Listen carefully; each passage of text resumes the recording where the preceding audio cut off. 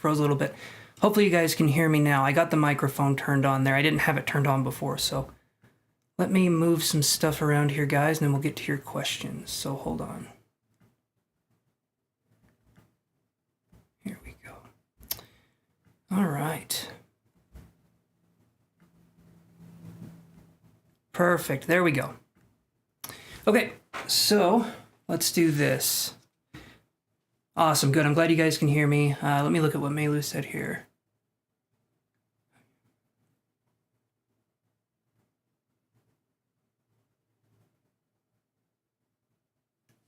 All right, so here's what I'm going to do. Kayla, do you have a question? Because you're a member, you get first dibs here.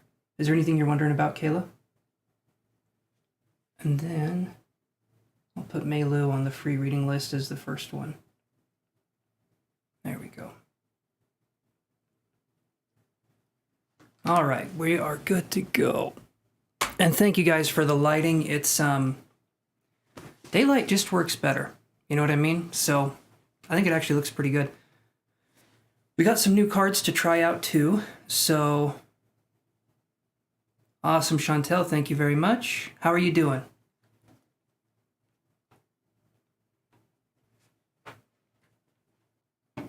I know starting at a little bit of a different time here. Hopefully for some of you guys that works, and it's just going to work for me, especially with things coming up. Your new nanny job. Awesome. Awesome. Let's look at that for you. Okay, so we've got these cards here. We've got deck and guidebook for archetypes right here. And so this is going to be a good one. This is going to be a good one. The cards are interesting. I'll show you guys these. First off, the box is magnetic. Okay, it passes my check here. Now we've got this. You got a little guidebook here for all you little readers out there. I wish I could read. I can read cards. That's about it. Oh, thank you, Chantel. Subscribing is the name of the game. Now you'll notice these are little round boys here and girls. I'm not excluding, but I'll show you. Okay. So the cards are. They're round. Want that camera to focus. Anyway, they're pretty cool cards. And let me do this here. Come on. Oh. The hell? Why does it turn all orangey? Does that work better? No.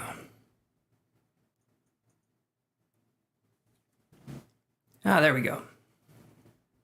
Feels like I'm in an eye doctor. Nope. There we go. That'll have to do it then. So yeah, aren't these cool? That's the Mystic right there. And then you have a bunch of these different cards. Like this one here is the Eternal Child. They're just beautiful cards. And they're fascinating. And I don't know how to read them quite yet, so you guys are going to see me refer to the book. And also, I can't reveal very much information, but there is a huge project that I'm going to be a part of. And yeah, you guys stay tuned for that. It's going to be, if it goes the way I'm thinking it's going to be massive. So stay tuned for that. Okay, so let's do this and let's get this going.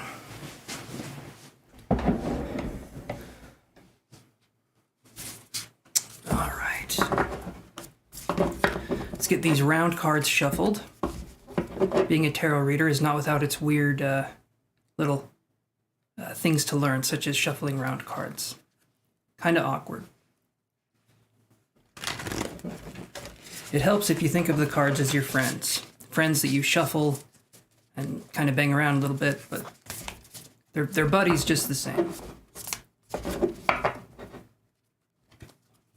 Getting ready to do some cardio. It's just exercising my cards.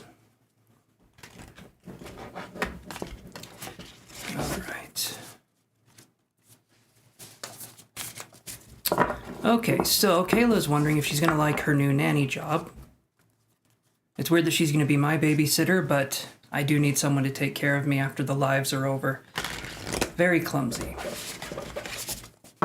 Very clumsy. All right, so Kayla's wondering... Hey there, Ashley. How's it going?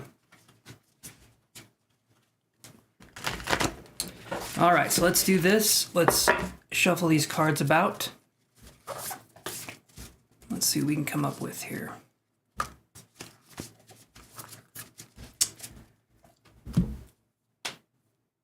Okay, will Kayla like her nanny job? And let's show you the cards. Okay, so I'm going to do 2 cards for Kayla here. We have these cards. The Heart and the Warrior. Okay, so if I'm looking at these cards, and I mean, look at those. I am doing so good, Ashley. I'm glad you're doing well. The Warrior is a beautiful card. I really like that one. And then the Heart. That's just gorgeous as well. Really cool. So I'm going to say yes, you're going to like it. I do feel like there's going to be some struggles. Hey there, Becca and Kevin. Yes, I can add you. And Ashley, I can add you guys too. Like the video if you wouldn't mind, guys. And let me add you. So we have Ashley. Then we have Kevin. Then we have Becca. And then we have Ollie Kier. Becca B. And... yeah, it has. It has been a minute, hasn't it? Okay, you guys are all on the list here. And hello from the United States.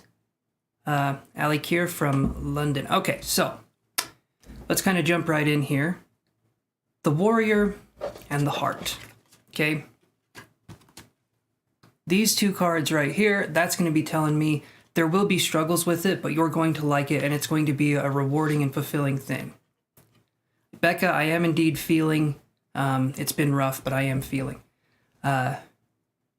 Yes, I am feeling well, except I smacked my elbow really hard in a very jerky motion, and so now it hurts when I move. Other than that, though, I'm fine. Other than that, I'm good. But yes, you're going to like the job, Kayla. There will be challenges, but it's going to be rewarding for you. So yes, I do feel like you're going to like it. I do feel like it's going to be fulfilling. Honestly, those kinds of jobs, being a nanny, I think that's one of the most important things you can do. Hey there, Cassandra. I can put you on the list here. And yes, it's good to see you too, my friend. All right, let's do this.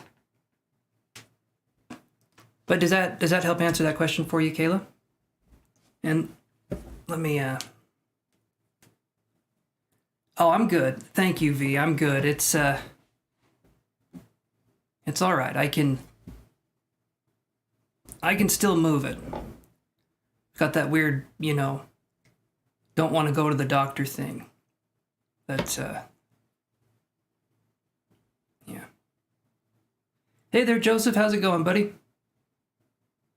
I'm waiting for a package. Awesome, Kayla. I'm glad that helps. Yeah, I'm waiting for a package, so if you guys see me looking out my window here, it's not because I'm longingly wishing I was somewhere else. It's because I'm waiting for a package to get here. Yes, V, I can put you on the list. Okay. All right, so let's get things going. Let's get this party started. And as I said before, guys, huge possible opportunities coming up for... This channel will be involved in some way, but yeah, just a huge opportunity in the next, I'm going to say the next 7 or 8 months. I'll be able to tell you guys more, but it can be a very big thing, and this channel would be,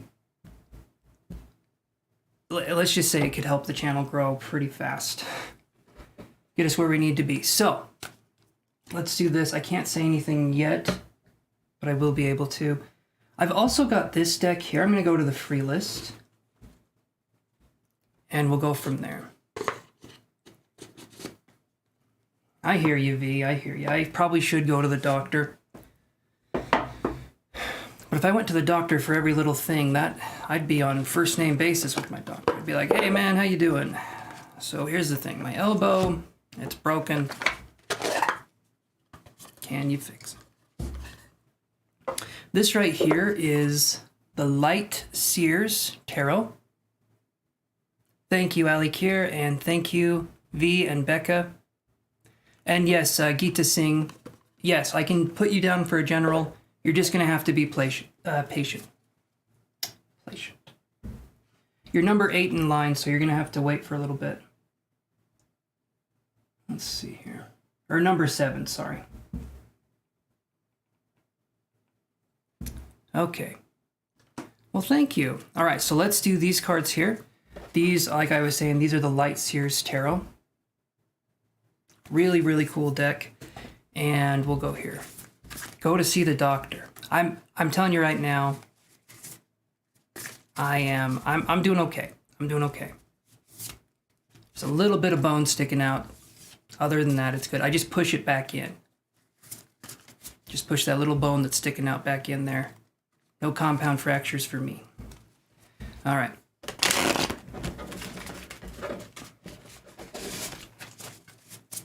Light Seers is a nice deck. Don't have it yet, though. It is. It's a really good one. Okay, so Mei Lu, we're going with her question. Are you still there, Mei Lu? So we're wondering if William has any feelings for you. Hopefully you're still there. Hey there, Dee. How's it going?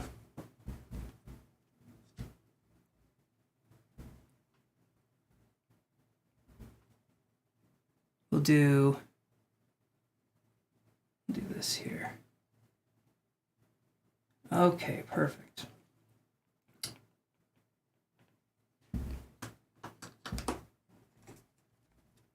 No random numbers today. I feel like I'll bring it back from time to time, you know, just to get people pissed off. But I think I'm done with the random numbers for a minute. Awesome, Mei Lu is still here. Perfect. Okay, so we're wondering about this William Darby character. I shall call him Billiam henceforth, because why not? Why aren't there any Billiams out there? All right. You recently discovered your clairvoyant, you think. We're starting off on a good path here. We're all clairvoyant. We all have different abilities. They awaken in us at different times, and then they can be nurtured into something else. And you are clairvoyant, D. We just have to focus and listen to that voice. Or the sight, I guess you could call it. Okay, Mei Lu. So does William Darby have feelings? All right, so here's what I got. I see Queen of Cups. This one is in reverse, okay? So I'm going to say right here that things could develop for you with this person, but right now it feels like it's not quite the time.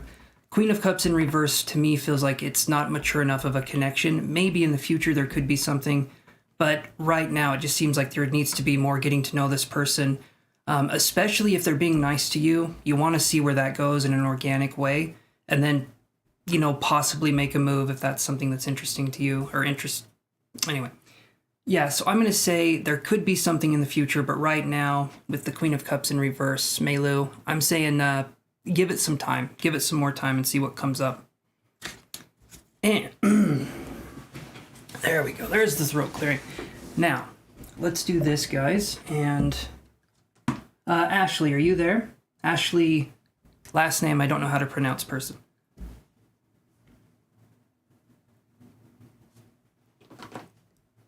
I'm just going to be honest with you guys. If I don't know how to pronounce your last name, I'm not even going to try to say it because I just make myself look like an ass.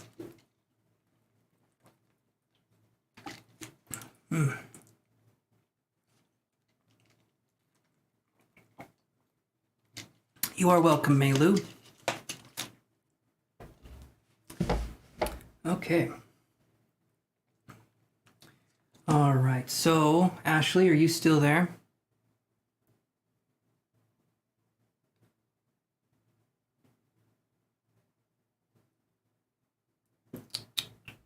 Thinking no. Thinking it's a no. Okay, Kevin, are you there?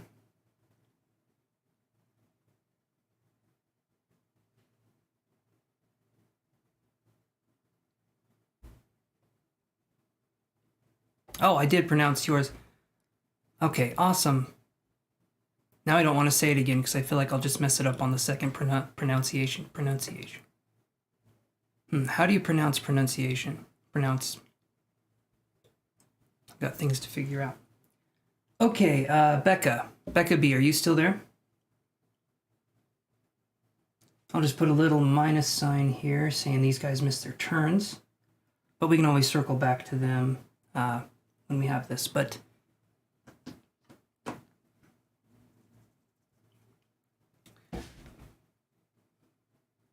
yeah, so I'm doing this earlier, everyone, but I'm not going to be going as long. Just because with everything going on, I get stretched a little thin, right? Will there be a good outcome between, okay, the Leo and you? Let's look at that one. Let's look at that.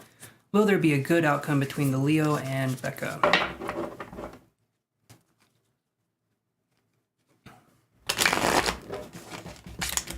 I don't have my classes for about a month. They start again in June for the mediumship and clairvoyant level 2, I believe. But yeah, once those start up again, I'm going to be even more busy. I've got a lot of meetings I'm going to and a lot of, yeah, it's just a lot. So having to do this for a little bit of a shorter amount of time, we'll see how this goes and then take it from there. Okay. Because sometimes I'd go 7 or 8 hours doing these lives and I just can't do that anymore.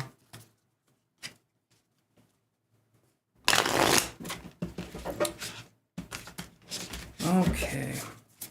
Will there be a good outcome between Becca and the Leo? Let's look here.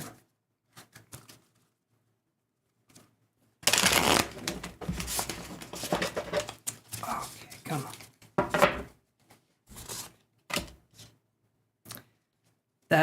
Okay. Same thing. Literally the same card, same position, Queen of Cups in reverse. So I'm going to say, give it more time, see where it goes, let things happen organically. It does feel like there could be that. It does feel like there could be that for you, but I would say just give it some more time for things to see if they're going to progress or not. Give it another, let's say 2 or 3 weeks, see where you're at, and then maybe ask the question to me again. Because I don't see this as a bad card, but it means right now the emotional connection still needs a little bit more maturity, a little bit more growing to do in that direction. And yeah, Kevin, you did miss your turn, but we'll just circle back to you here after I get done with everyone's reading. Okay, hopefully that helps you, Becca. Ali Kier, are you there?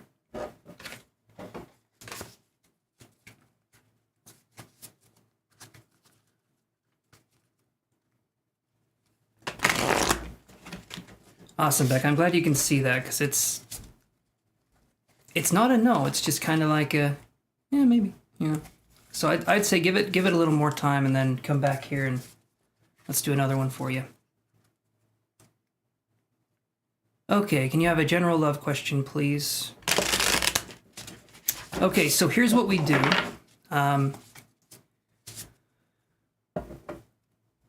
Let's see.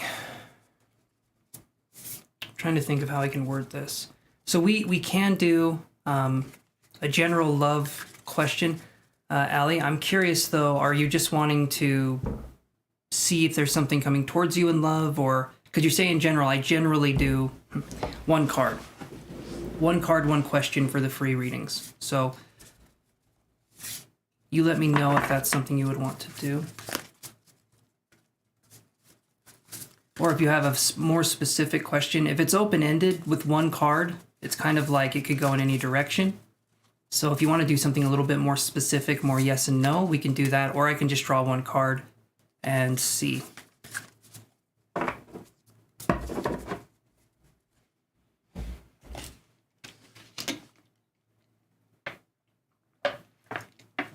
Let's see here.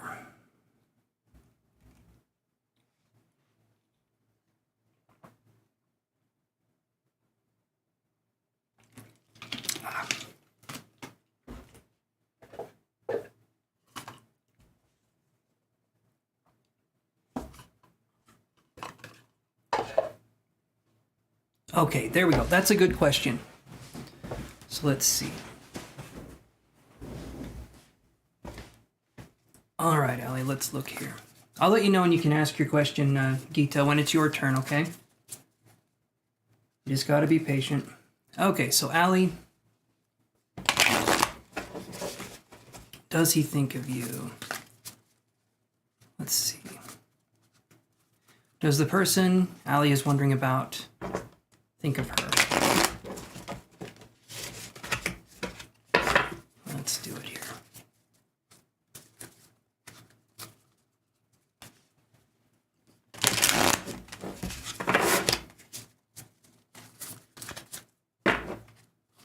Right.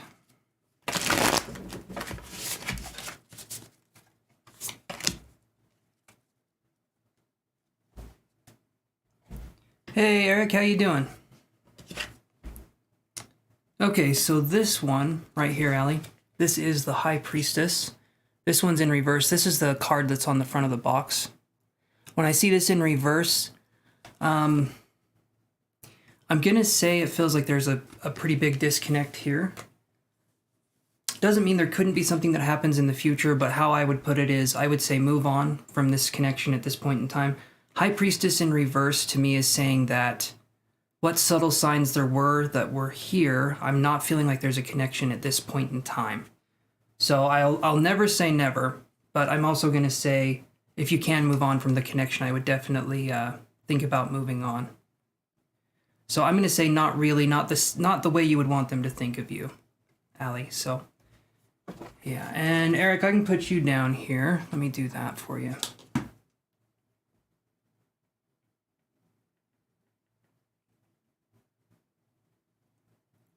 So Eric, it's free, but if you want, you can pay and help support the channel. If any of you guys want to pay, you get priority and you get more cards and you get more of an answer instead of just being more of a basic answer. So and you get one question, one card when it's free. So it's up to you guys on what you would want to do that way, but you get priority and jump in front of the line if you pay. Okay.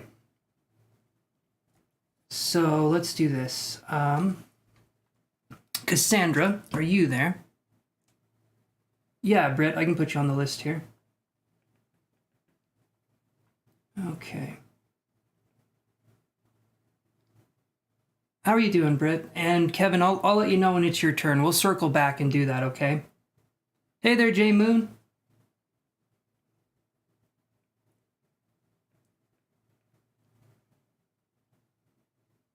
All right, let's see if Cassandra's here. If not, that is, that'll be all right.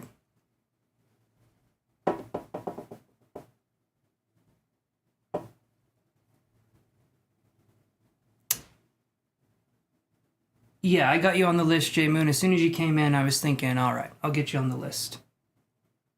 General love. Okay, let's do that for Cassandra. And let me see what I can come up with here. We'll see what we can do here for Cassandra, get things moving along. All right.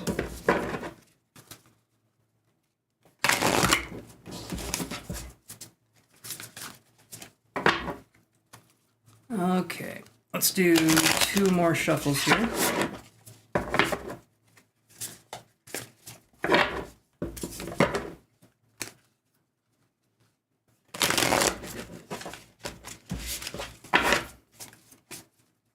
What do we got for our friend Cassandra?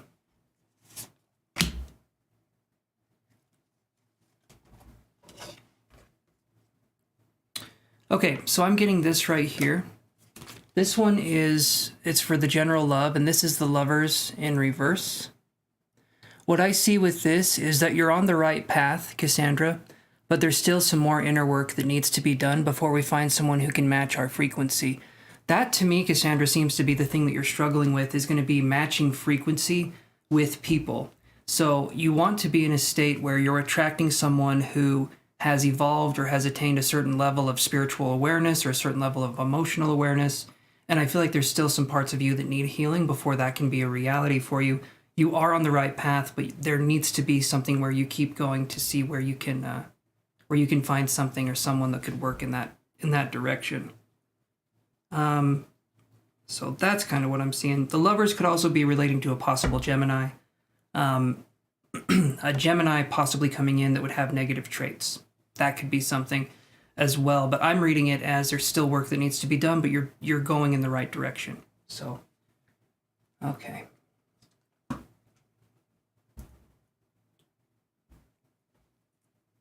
You are welcome, J Moon. And let's see, Gita. You can post your question now. There we go.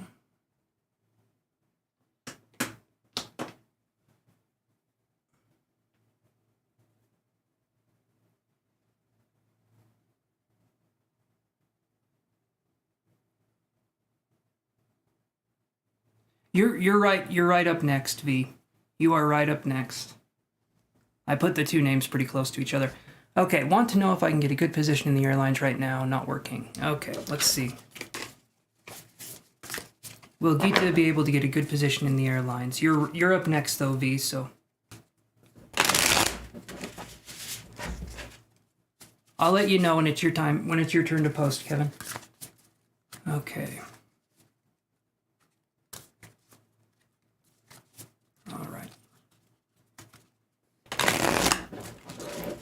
Let's do this here. Let's do 2 more shuffles. And remember, guys, if I'm asking you questions, right? Remember to refresh your screen often. There can be a lag or a delay. Oh, okay. Perfect. Perfect, Eric. Thank you. We'll be right after this, so hold on. Yeah, Monica, I can put you on the list here. Okay. Alrighty, and thank you again, Eric. Super appreciated. Let's do this for Gita. So, any possibility for me to make contact with ETs anytime? Or no, sorry, that's Gita's question is, I want to know if I can get a good position in the airlines. Right now, not working. Okay. Let's see here. Okay, so this one, I'm getting the 9 of Cups. This one is in reverse. And I'm going to say there may be setbacks, but I would try. I would try putting yourself out there, seeing if you can get a good position. But yeah, that's definitely something I would say. There's going to be some blockages here. 9 of Cups in reverse could be things not working out the way you would want to, but if you keep persevering and trying, I do believe you can have some success. So keep trying, putting yourself out there. There can be some success, but there will be some obstacles on the way towards your goal. So just be expecting that it won't be perfect, but it'll play out the way it needs to. The universe always plays out the way it needs to. Okay. Now let's go to Eric's question, and then we'll go to V's question. So, why does... Okay.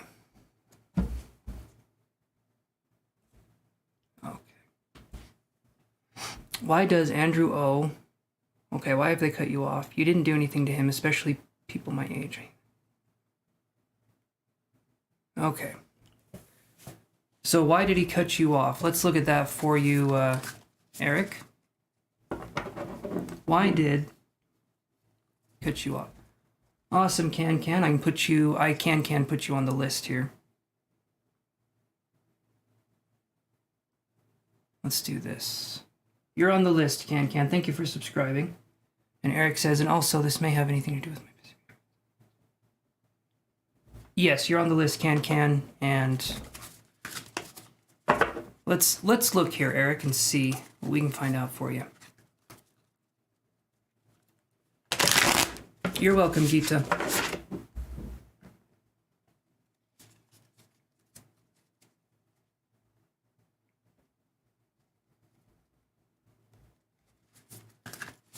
You're welcome, Can.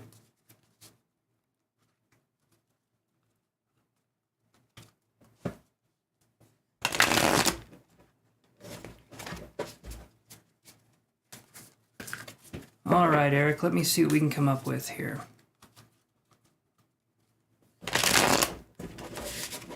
Thank you, Gita. That's very sweet.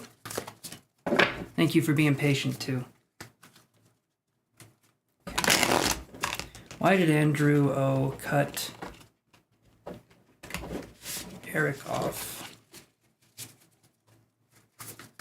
Let's see here. One more shuffle.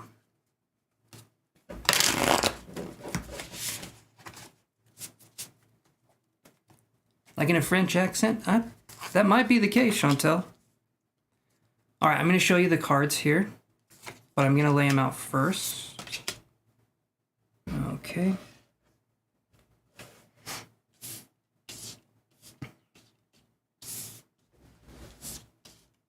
Sorry, give me 1 second, guys.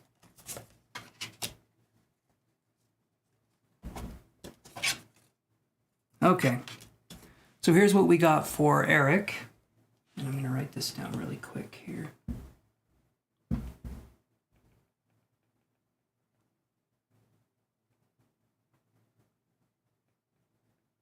Okay.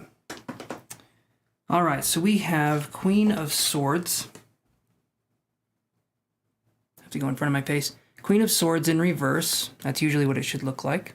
Okay. We have 10 of Wands, and I'll say what these mean. I'm just showing you the cards. We have 10 of Wands in reverse.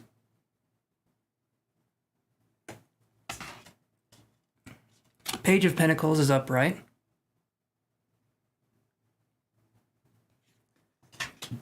And thank you, Chantel. Queen of Wands is upright. And 7 of Cups. Okay. That one's in reverse.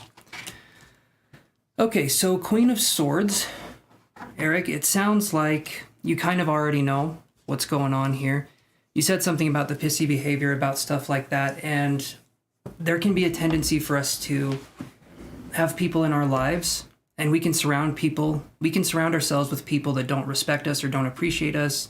Maybe it's a job, maybe it's whatever, but there needs to be something we can do where we kind of downsize the group that we're with. If someone doesn't see you for who you are or what it is that you want to do. And I understand you feel like you're coming across as an asshole if you want people to get you and understand that. It sounds to me like there's some wounding here around abandonment or around not feeling heard, right? And so when someone cuts you off, you're going to feel very, very hurt about that. There's still some inner work that needs to be done because this person has made it so there was already a wounding there before, but this person's made it even more obvious when they cut you off. So why did they cut you off? What I see here, I feel like Queen of Swords in reverse. Okay. 10 of Wands in reverse and Page of Pentacles.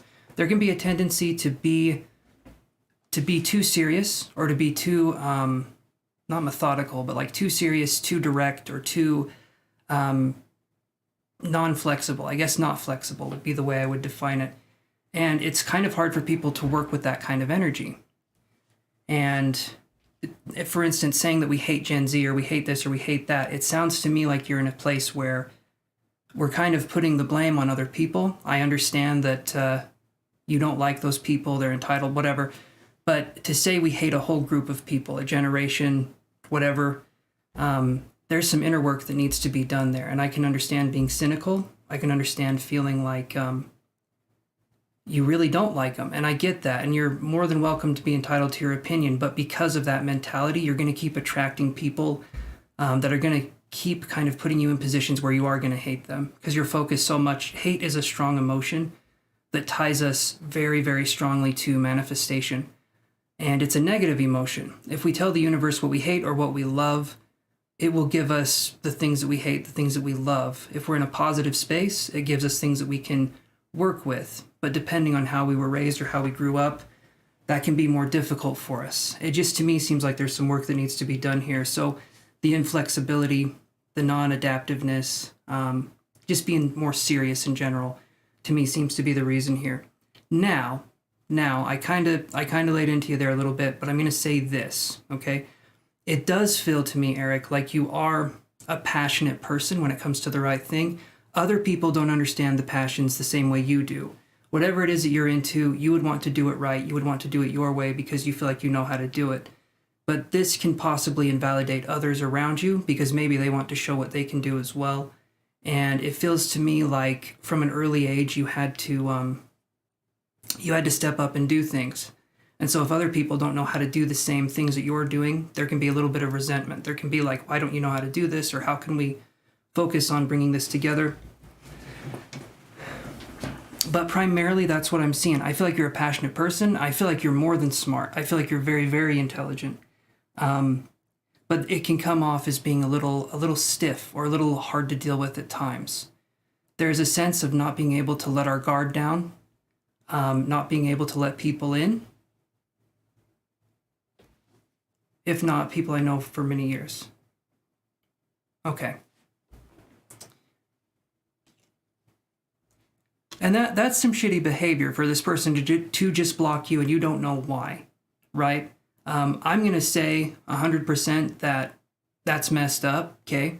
If someone has a problem with you, they need to talk with you before they block you. There needs to be something along those lines.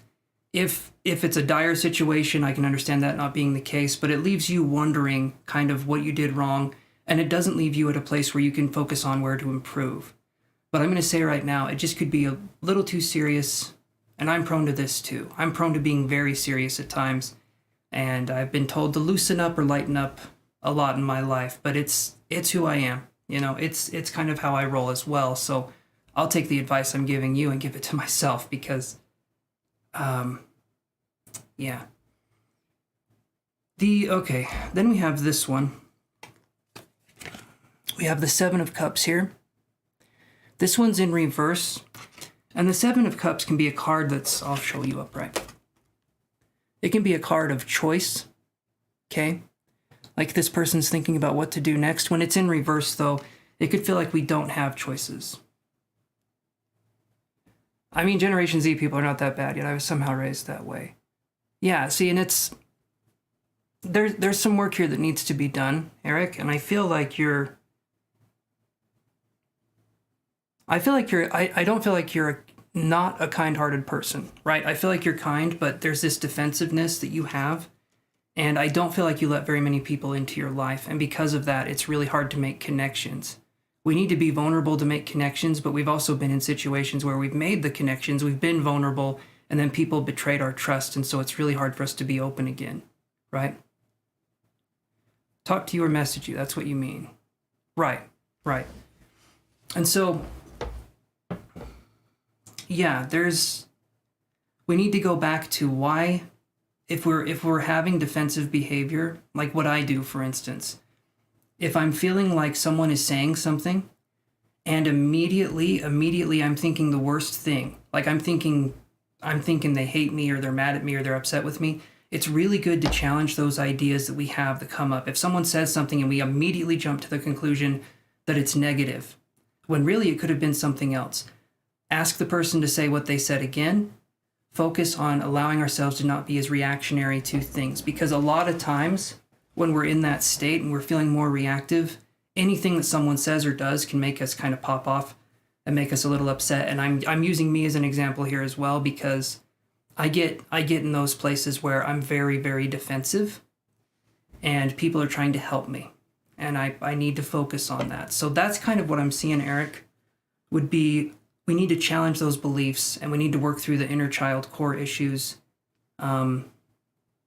Just because that to me would put us in a place where we're more neutral when it comes to making new connections. Because it sounds like you're not happy with the connections you have or the way they treat you.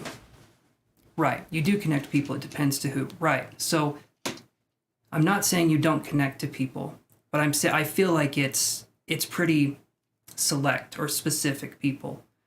I feel like you can talk with people, you can communicate with people, but I don't feel like you let a lot of people into your inner circle. I don't get a sense that that's the case. But yes, I'm the same way. Connecting with people, they kind of have to prove themselves to be worthy of a connection. And that goes with anyone, right? I'm not saying like I'm a king and people need to prove themselves. I'm saying anybody that comes into your life needs to prove themselves, kind of show you what they are, show you who they are, and then you can make decisions there. But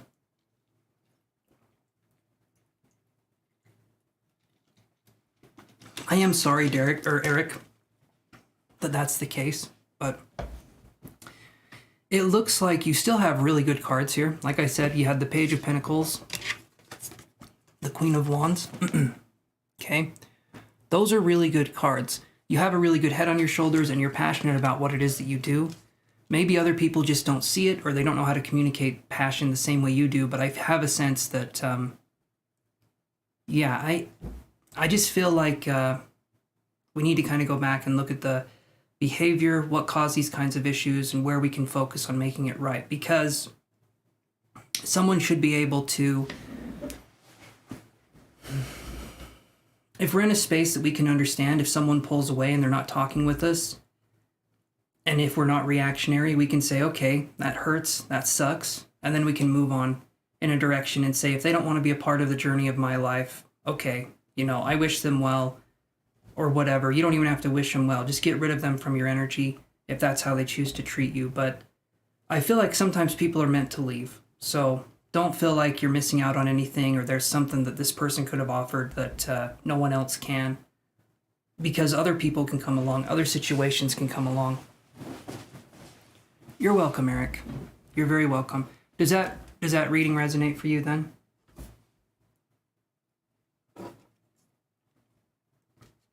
Hey, Alicia. Damn. One of those was right, I think.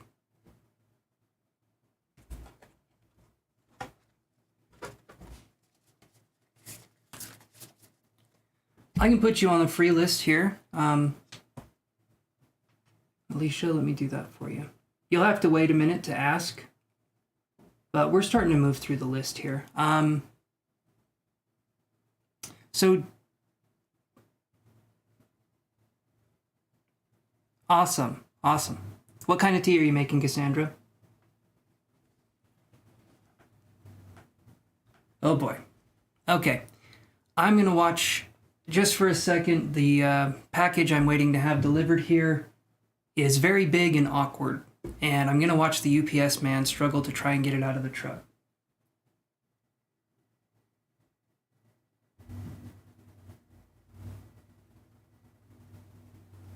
Well, he's actually backing up in the driveway.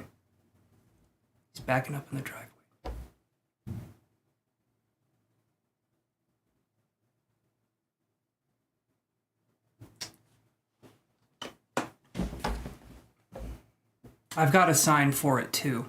Awesome, Eric. I'm glad it resonates. Yeah, I have to sign for this too, so that's going to be big. 60 pounds.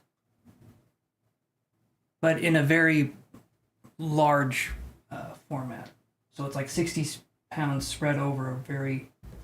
Anyway.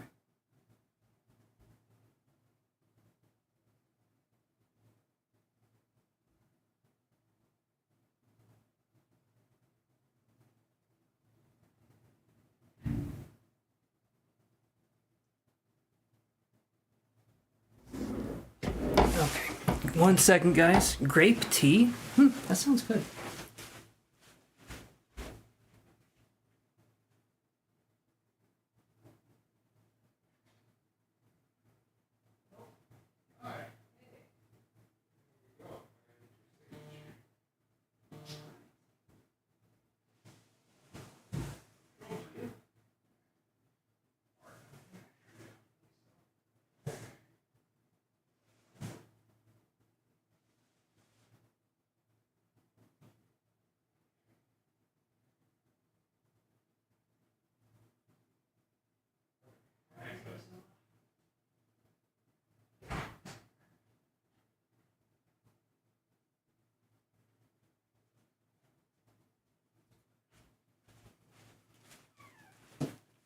All right, guys.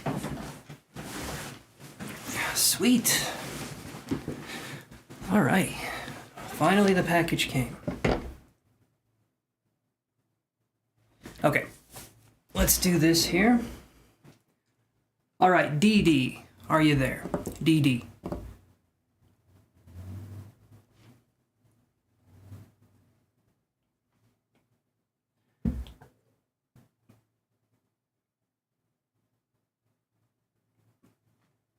Oh, man. Hey there, Jeannie. How's it going? I am doing good. I am doing good. Oh, that's right. That's right. Okay, V, let's do your reading. Because you were the next... Yeah, you were the next one up. Okay. Do I see you clearing your June exam? Okay. I am going to stress this until I am blue in the face, which won't take me very long. I'm very pale and I get stressed out super easy. I'm already turning blue, okay? So this right here, oh yeah, I'm rested for sure. This is, I think it's onyx. I got this as a Valentine's Day gift from my girlfriend. Helps to keep me grounded. You know, like in my room and I can't go outside because I'm grounded. No, it's a good stone. I really like it too. So like I was going to say, V, I'm going to keep it like this. Your exams are going to be up to you, right? No matter how I do this reading. See you, Eric. Have a good one, my friend. No matter how I do this reading, I don't want you to take what I'm saying to be the truth of how it's going to turn out. There are so many factors that play into a person taking exams. So many factors. And a lot of them have to do with you, how you perform. Are you sick that day? Do you have allergies? Is it easy to pay attention? Do you have diarrhea? You know, those kinds of things, right? Because if you have the Hershey squirts, it's kind of hard to focus. That could just be me, but all right. Let's see what we can come up with here. How are the exams going to go for V?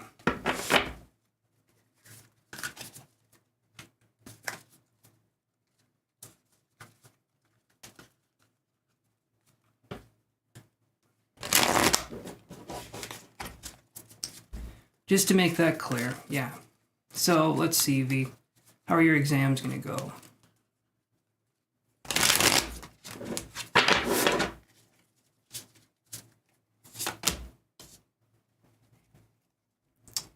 Yeah, that sounds about right. We get this card here. The Six of Swords. Okay? Six of Swords is a searching card. It's going to go as well as you're going to study for, right? Let things come to you. Don't stress yourself out.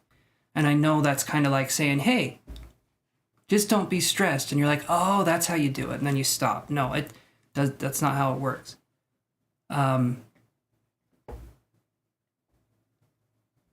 Be careful with that because it said that onyx decreases libido. That would explain a lot. No, we're good, Cassandra. It is grounding though, right?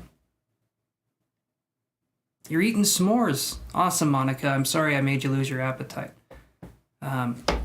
But Six of Swords is a card of searching. We're trying to find the right solution. We're trying to find the right kind of space for us to flourish. And the best thing we can do is just allow ourselves to be as relaxed as possible when we take the exam. And because it is an exam and because it involves you directly, you are the one that decides how that turns out for you. That's always how it goes with those kinds of questions. If it was a question, say, you know, will I like my haircut, things like that, little easier to answer, little easier to understand. This, though, so much dependent on how you perform and how you're feeling the day of. Did you get enough sleep, right? Did you have a lot of coffee? Is it hard to hold a pencil because you had way too much coffee and then you had a Monster energy drink and some Mountain Dew, and now it's like you're trying to check the boxes and you're just shaking. But yeah, hopefully that helps there. So that's what I can do for you the moment. I'll write your name down. That's a timeline question. And for timeline questions, that's $7, okay? It's hard to read these down here. You guys can look at my rates. I don't do timeline questions for free, but I can answer yes or no question for free. One card, one question. But I can do this here. Okay, so let's go to D. Are you there? You're very welcome, B. I wish you the best. I really do. And just hang in there, okay? All right.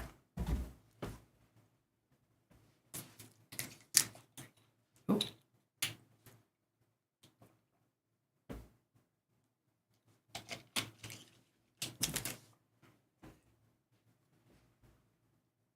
That's a good one. That's a good one, the moment. I'll let you know when I get to your question. Okay, Britt, are you there? Yes, try your best, V, but don't wear yourself out, okay?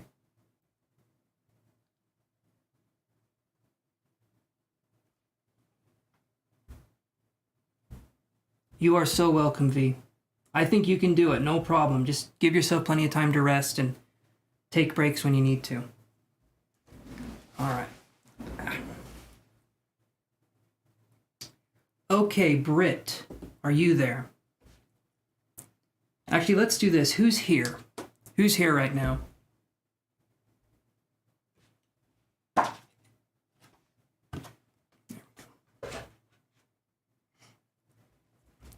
going to try using the other ones here.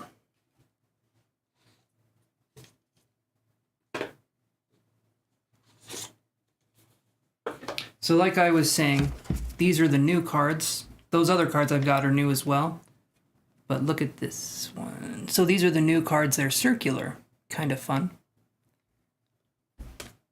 Okay, Monica. All right, Monica, what's your question? And where are the lovely cats? They might be downstairs. They might be downstairs sleeping. Yeah, I should go bother them, I'm thinking. I think you really need to hear that. I think you can do it. Been losing confidence and keep getting scared to even study anymore. Remember, V, remember this, okay? I understand we want things to go a certain way and we have these expectations, but you're doing the best you can no matter what, and life is something to be experienced. It's a journey, right? It's not a destination. And so the moment, I'll let you know when it's your turn. As I've said a few times, when it's your turn, I'll let you know. But I'm waiting for Monica to ask her question. Hey there, Poppy. I'll put you on the list here. Okay. But just do your best. Just do your best and realize you're doing your best. And I understand there can be other, like we want our best to be good enough, but no matter how it goes, if you put your all in it, no matter how it goes, you can rest at night, sleep, being like, at least I tried. Yes, the list is still open. I've got you on the list, Poppy. So, I currently have a queue in my dating app. Are any of these guys worthwhile long term? So you'll be number 17, Kevin. We're going down the list, though. We're getting it going. All right. Currently have a queue in your dating app. Are any of these guys worthwhile long term? Okay, are any of the guys worthwhile long term for Monica J? Congrats on having a dating queue. Something we all strive for, right? No. Not this bird. Okay. Let's do 2 more shuffles here with these very awkwardly circular cards. Okay.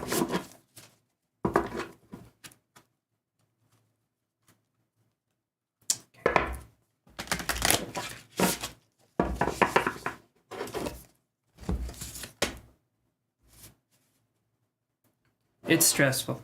Okay, so I drew this. I get the storm. All right.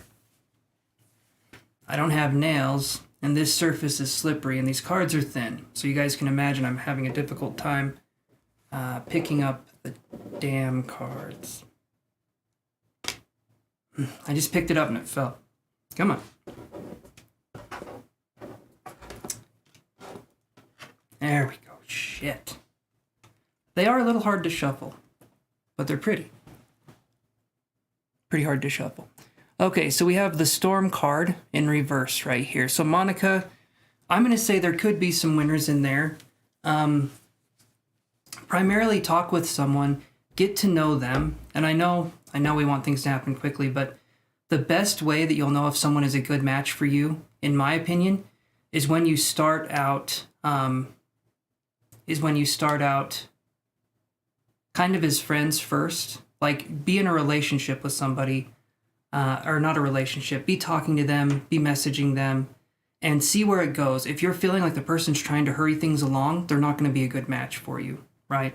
So let it be something that happens organically. Talk with this person, and if they're trying to pressure you into meeting up, or they're trying to pressure you into doing this, or this, and you don't want that, follow that. Stop talking to them, move on to somebody else. Make sure that these people are chill, right?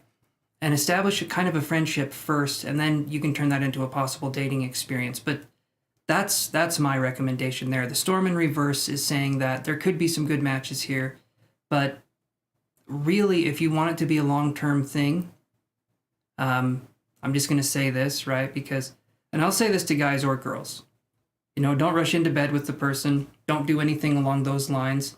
Focus on establishing a solid connection first, and then when you feel like it's time, move into the next step. But don't give away your energy to someone that we don't know who they are yet.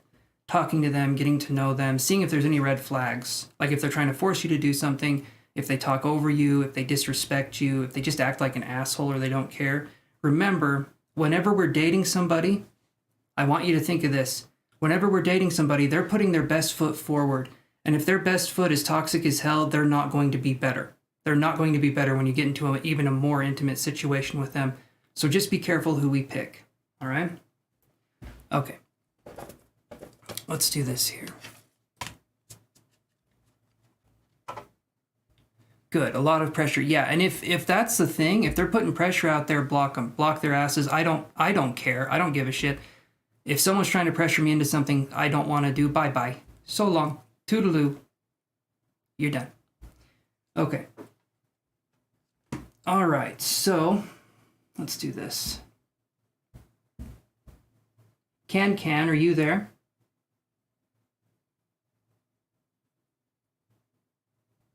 Can, or Alicia?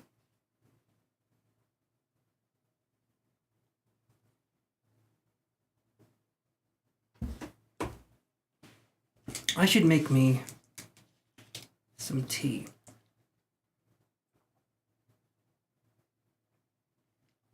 Or you know what's good?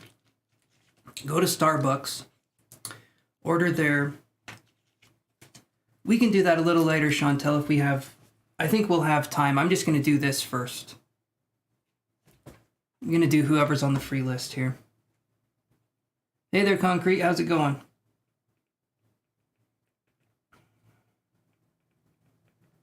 All right, The Moment. Are you there?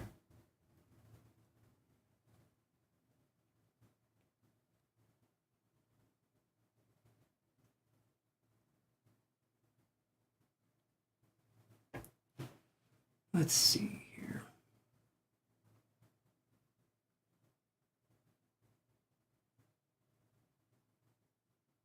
I'm doing good, Concrete. I am doing good. All right, we'll do this. Awesome. Okay, The Moment. What was your question again? I think I remember, but if you can just post it one more time.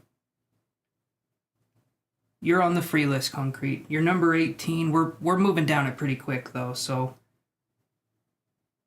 Okay, let's look at that. Will The Moment have reconciliation with Leo? Let's see here.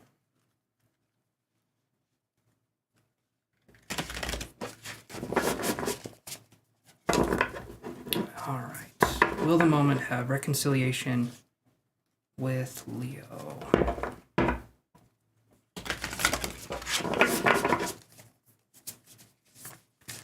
These round cards are a little bit more, let's say, interesting to shuffle and to read. Each one of these is very different from a normal tarot card.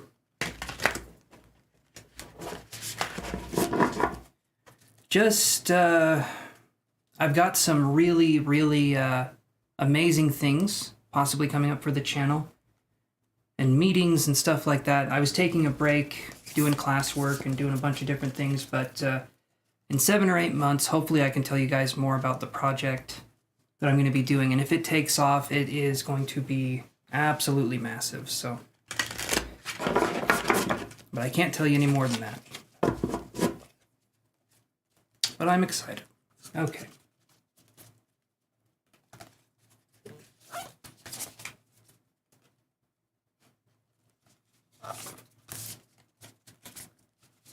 Thank you, Concrete. Yeah, I'm excited. Okay.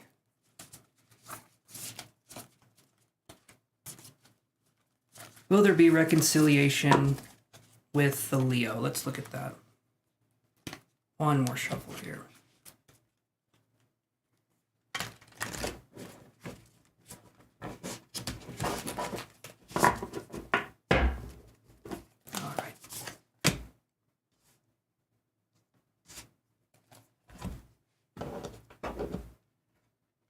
Okay, so this is what I get. This one is the Mystic. So the moment with the Mystic right here. What I see with this one is going to be, it feels to me like there's a possibility that there can be reconciliation with this Leo. But I would say if it's possible right now, because on this channel I always say this, if there's a possibility for reconciliation, great, but live your life the way you want to now and focus on finding love in other places instead of waiting for one person. Time is not something we get back. Is there a possibility? I do feel like there is, but I would not hold my breath. I would not wait for it because we do not get time back. So the moment, yeah, there's a possibility, but focus on doing your thing. Don't wait for someone to come around to make you feel like you're worth it or you feel validated by this person. Focus on you and what you can do to lift yourself up. Okay. Poppy, are you there?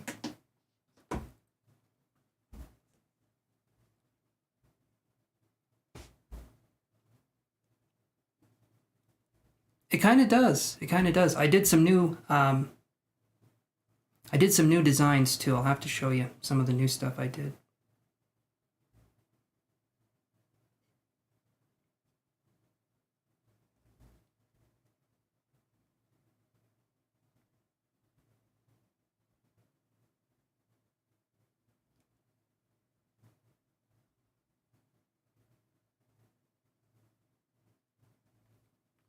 All right, Poppy, what was your question?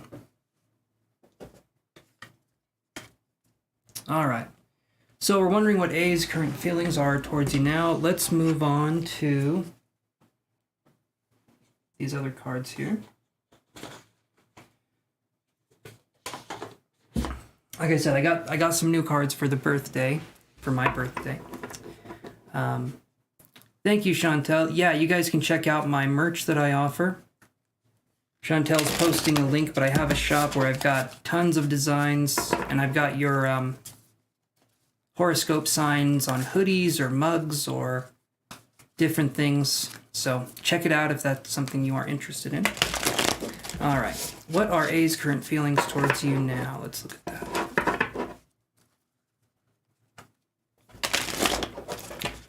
What are A's current feelings towards Poppy?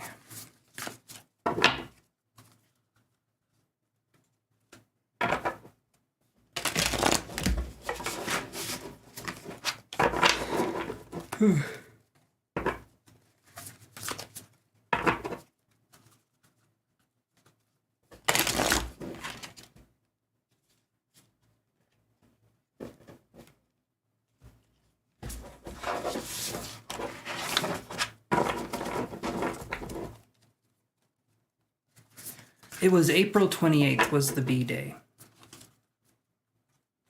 So yeah. It was nice. Had a Hobbit's Hobbit celebration, which just means everyone whispered around me.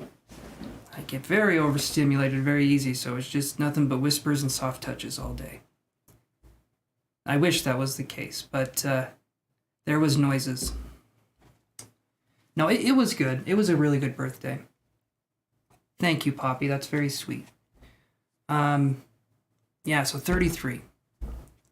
33. And yeah, I mean, I don't know how to go into that anymore. Anyway. So Poppy, let's see what we get here.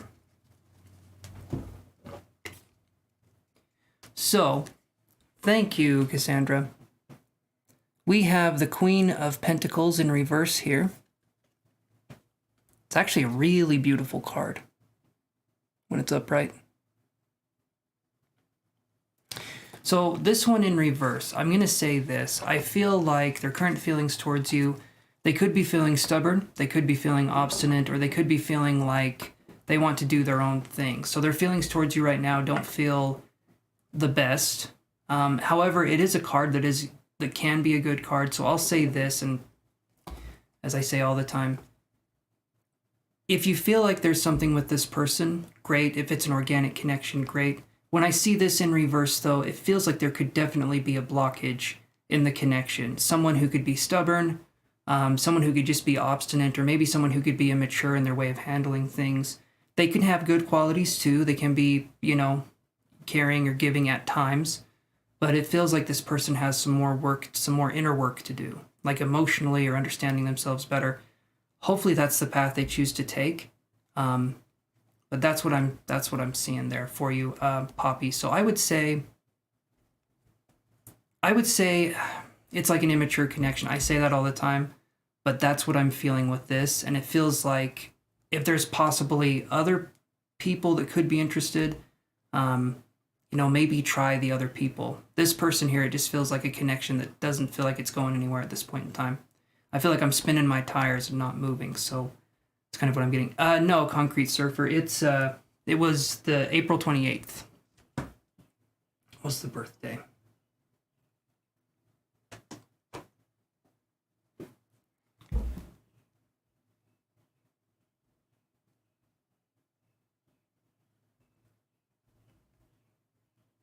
We got birds out there. You guys probably can't hear them chirping, but I think we got robins chirping in the yard. Oh yeah, and we saw something when me and my girlfriend went out on a walk. Thank you, Concrete. Me and my girlfriend went out on a walk, and we go to our usual spot. And there was a pocket, it's called a pocket gopher. And it was the most adorable thing. It was pushing dirt out, it was making a little layer, a little thing, and it was, oh man, it was so cute. I'll have to get some pictures.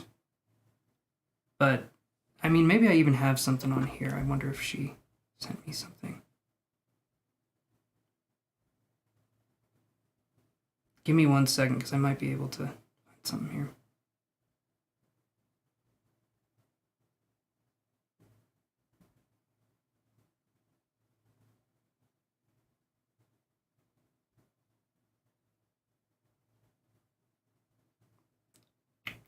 Okay. All right, never mind. I'll have to look for it and show you guys, but it was really cute. Pocket gophers, you guys can look them up. They are adorable. Little diggers, too. They love to dig. Okay, so Kevin, are you there? I know you've been waiting patiently.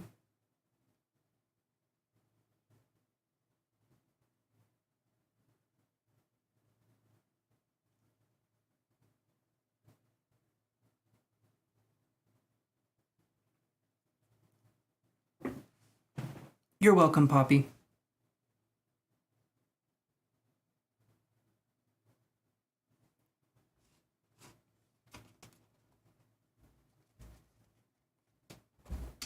Okay, Kevin. Hopefully you're there. I'll give you a second. Come on here. I don't want to skip over you again. All right, in the meantime, concrete, what's your question?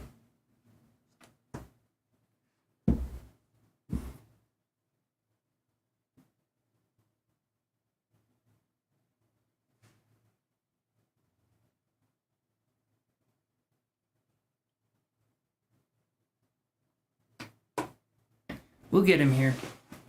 After this, I can just read him basically whenever he comes in, unless I'm doing a paid reading, so, because we've caught up to the list mostly. Thinking after this, too, I'm going to make myself a nice, maybe a 3 espresso shot coffee. Sounds really good. What's coming in the future? Okay, let's look at that for career or love-wise.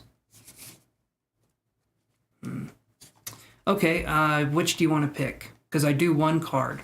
So one card for career, one card for love. If I do one card for both.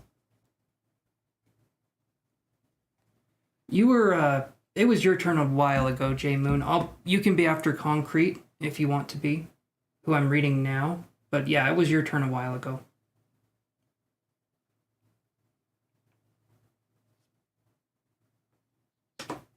Oh, it is. It is. Career. Okay, perfect.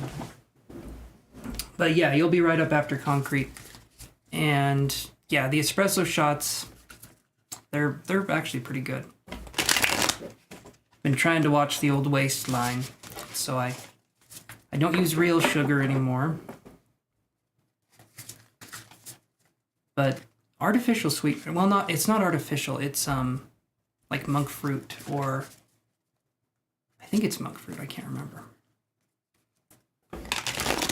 They're actually not too bad, and you get used to them pretty quick. You're good. You're good, J Moon. Don't worry about it.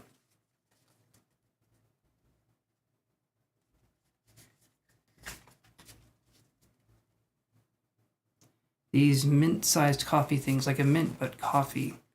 That sounds interesting. Also, it sounds like it would do the reverse of what a mint does. You know, a mint gives you good breath. That sounds like it would just make things progressively worse for close conversations in a crowded elevator. Maybe that's just me. All right, what's coming into Concrete Surfer's career?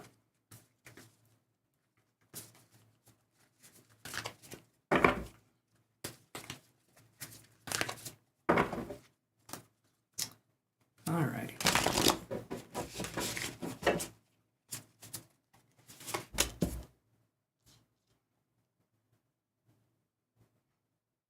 There was a whiff of something. There was a whiff of something, and it was a rainy day.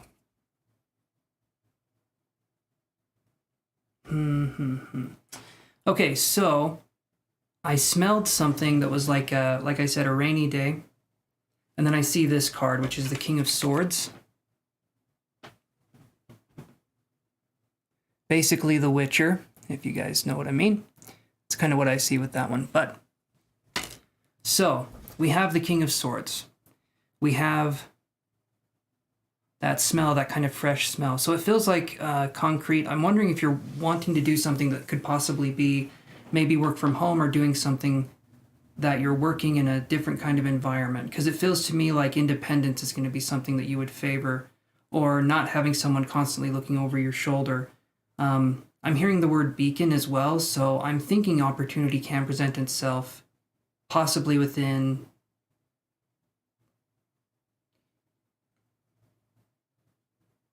It's been raining in the Witcher makes sense. Okay.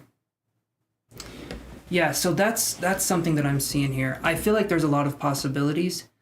Just don't turn your nose up to opportunities that you feel like may not be quite what you're thinking, because you can learn from different things. But it feels like the Witcher is handsome. He goes for it. So that's what I'm seeing there. It feels like things will work out for you, concrete. But let experiences kind of come to you where they need to. Because sometimes we get so hyper fixated on what it is that we want that we miss other opportunities. So let yourself be flexible. That's going to be what I'll say there. And yeah, King of Swords can be a good card. Don't let yourself become too cold or too distant with certain pursuits, because the King of Swords can kind of be that way. They can be very in their head.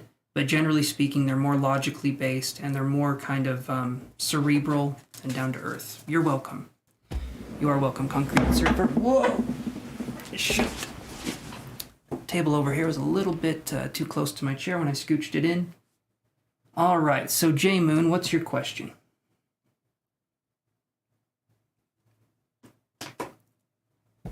And then after this, I'm making me a coffee. And I'll just keep the camera going. It doesn't take me very long to make one. Because now it's early enough for me to have one.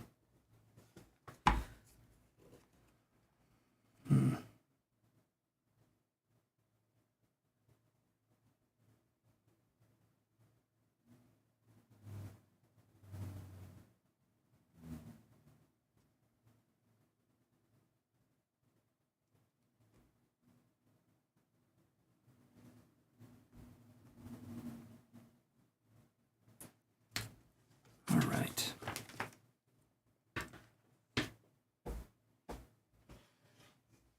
All right, J Moon, are you there? What is your question, my friend?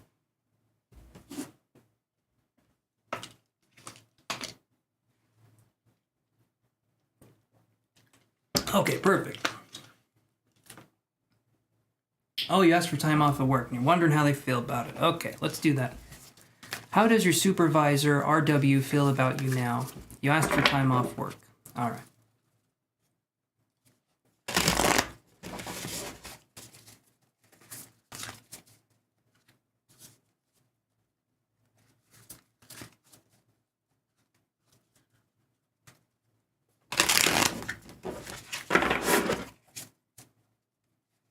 Right now I'm watching a lot of the Osbournes I Want to Believe. I think that's funny. Ghost Adventures, Paranormal Caught on Camera. I love those kinds of shows, the more like reality-based shows. And I really like home design, interior design shows as well.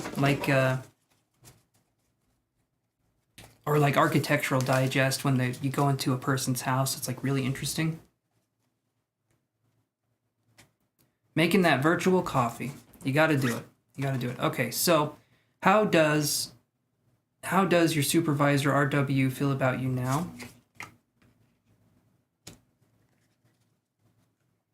Okay.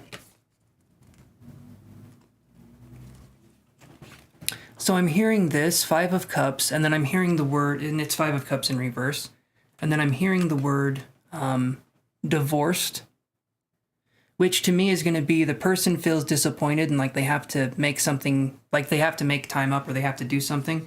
But ultimately, I don't feel like they're too bummed, you know? I feel like they're going to take it pretty well in stride. The word divorce that came through is kind of like them divorcing themselves from the position. Like, it feels like this person could be, maybe this person could be a little more sensitive when it comes to things, but then they cool down and they're okay. So that's kind of what I'm feeling there. I think it'll be all right that you're taking the time off, but there could be a sense that this person feels they could be just a little bit too serious or a little bit too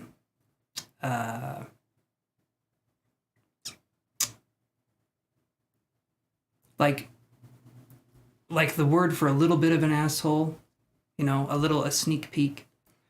Not too bad. I don't feel like there's any bad feelings. 5 of Cups in reverse isn't a bad card, but it does mean that there could be some slight disappointments that this person's feeling or like slight emotions there, because the 5 of Cups upright is an emotional card. It's an emotional upheaval card, and it can be hard to work with the 5 energies with tarot because that's kind of like right in the middle. And a lot of times, because the tarot goes into like a building direction, you have the Ace, which is about like new beginnings and new starts and how much energy can be in those. And then the 2s usually represent choices. No matter what the suit is, there's kind of a choice thing that goes into that. And then the 3s can be either good or difficult, because the 3 of Swords is obviously, everyone knows that's a fairly difficult card. But yeah. So, and yes, Simone, I can add you to the list here. Let me grab this. But when we get to the 5, it's kind of like things fall apart so that they can be rebuilt back up better. But where this is in reverse, it's just slight disappointment would be what I would say for that. but I think you'll be okay. Okay, let's do this here. I think that's everyone on the list, and yeah. Yep, there's Trixie. I haven't even seen her that much today. She greets me sometimes. She's a very interesting cat. She's very very cute. Trixie. Trixie. Hopefully you say hello after you're done munching down. All right, so Simone, I'll come back and we'll do your question. You'll be the next one up, but I'm taking a little bit of a break. I'm going to make me a coffee. So you guys hang tight for a minute, and I'll be back. You're welcome, J-Moon. So give me 1 second here, and let's do this. You guys will probably hear the sound of me making the coffee. It's very, very noisy, and like I said, I'm sensitive to noise. But when it comes to coffee, I'll do whatever I can. Let's do it. All right.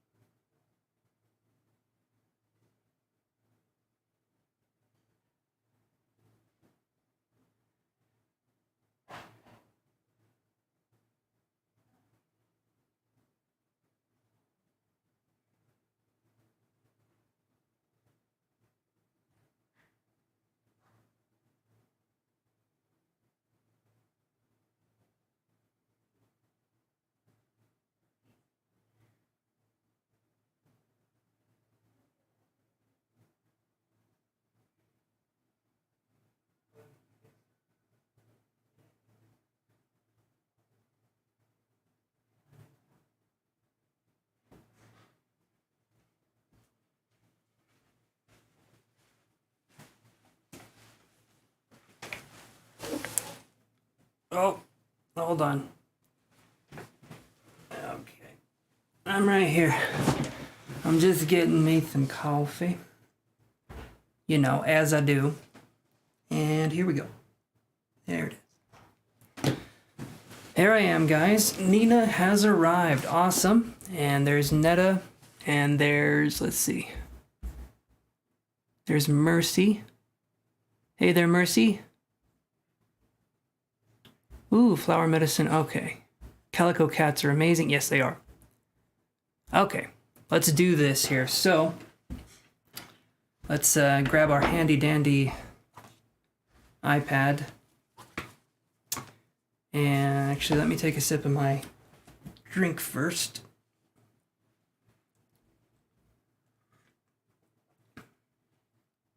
Yes, Netta, I can put you on the list here.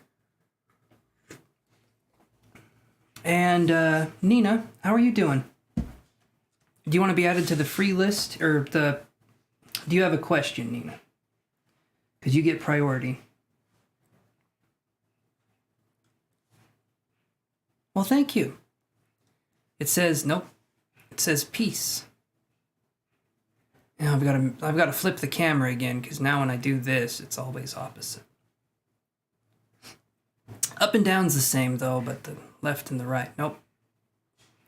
You get it. All right, Netta, let's put you on the list here. Well, actually we have... Awesome, Nina, perfect. Okay, so go ahead and ask your question. Since you're a member, you get priority.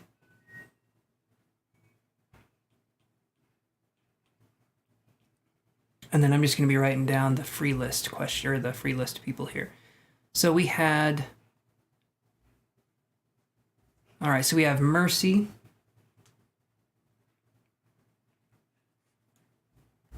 And Netta. And then we had, well, that's it. All right, Nina says, on Saturday, someone resurfaced in your life. His name is Martinez. What are his intentions? Thank you, Nina. I appreciate it. Yes, my birthday was, it was good. Good birthday. And like I was telling you guys, I can't say what it is now, but I have something that if it takes off, even just slightly, it will be huge, huge, huge. So like I said, I can't say anything now, but in a few months, I can say a little bit more. In 7 to 8 months, I think I can reveal everything. Just can't say it right now.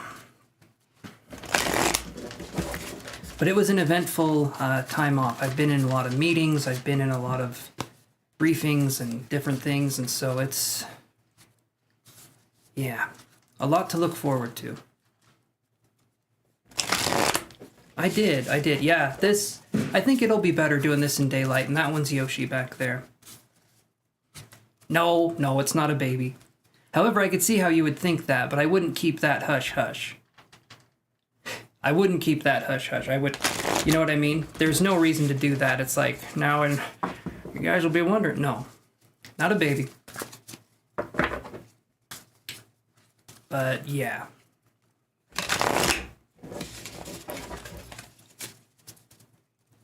Okay, so for Nina, let's look here.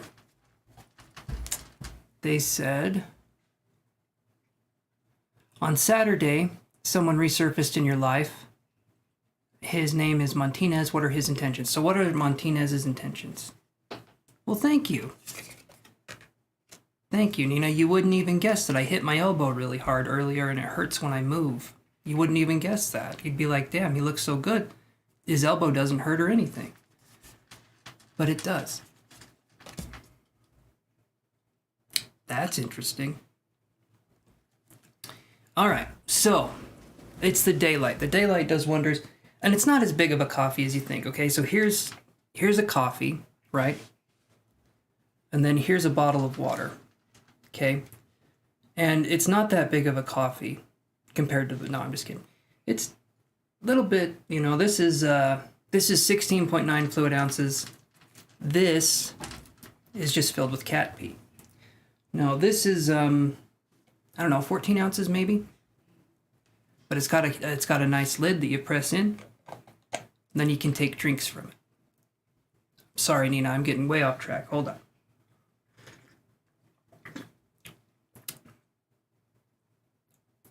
Oh, it's good.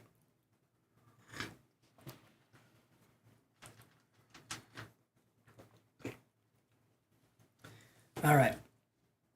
So we get these two cards here, and it's interesting that both of these are more masculine-related cards.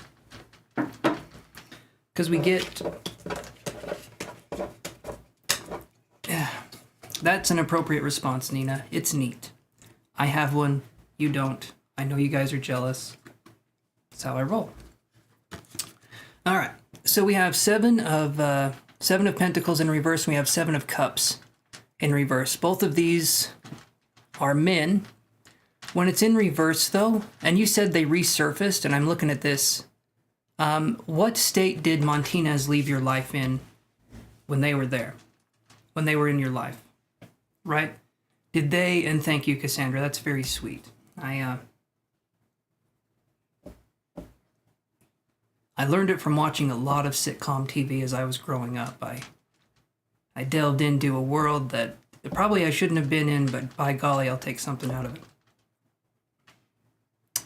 There it is.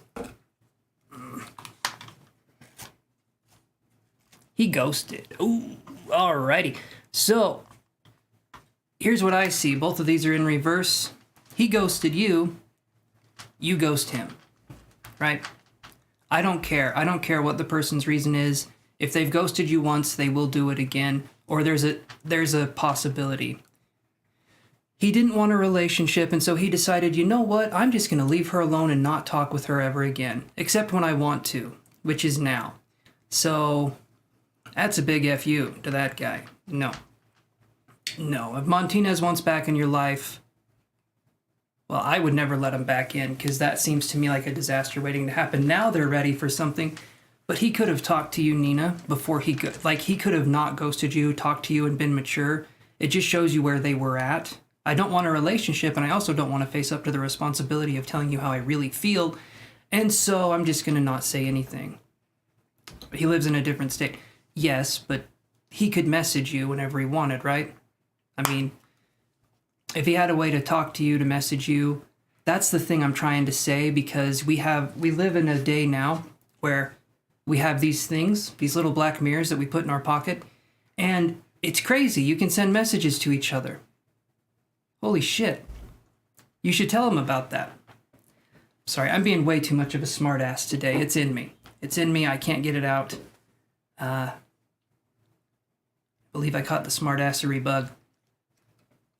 The ghosting thing, it's never a like, oh, let's let him back in situation for me, because he had my number blocked. Ooh, damn, this guy was messing up in every way imaginable. Okay? No. Think of it, Nina. Think of if someone came to you with the exact same situation, okay? I want you to put yourself in that position. You as a friend would say, no, that person's no good for you. We get a little bit more blind to our situation when it's us, when it's more personal, we're more biased. But just put yourself in a situation where a friend would be telling you the same thing, right? Or you would be the friend telling, you know what I'm saying. Yeah. So this little damn man baby needs to go poop in the other room, and he needs to change his own damn diaper. Someone will find him attractive one of these days. What do the cards mean? Okay, so Seven of Cups in reverse. Okay. This is choices. When it's upright, it's choices. When it's like this, there's not choices. Okay, and if I had to guess, and then I see Seven of Pentacles in reverse. Seven of Pentacles is a card that good things can happen. When it's upright, it's like things coming to the surface. You said he resurfaced, and he should go back down in the sewer with the other Ninja Turtles, and he can do whatever the hell he needs to do. So Seven of Cups in reverse, this is like there isn't a choice in this person's life. It feels like this person's burned bridges, and so they're coming back to you as a possible option. I have a feeling this person goes through people in a way that's like, okay, now I can go back to Nina. Well, she was nice, or she was this or that. But I'm seeing it as like this person's saying, well, let's see where this goes. But again, this person showed you their true colors, right? And if you try to paint them a different color than what they already are, you're going to be the one that gets hurt. Seven of Pentacles in reverse, to me, is things not coming to fruition, or this person didn't have things go the way he wanted in life, and so now he's trying to go back. So you never want to be someone's backup plan. And that to me is what this feels like. It feels like, oh, Nina's a plan B for me. That's what I'm seeing with this. If I can be truthful and somewhat harsh, which I am known to be, sorry about that, but yeah, I would say it's a no. And I would say it's a no in a British accent if I wanted to go through the trouble, but I don't. So does that make sense to you, Nina?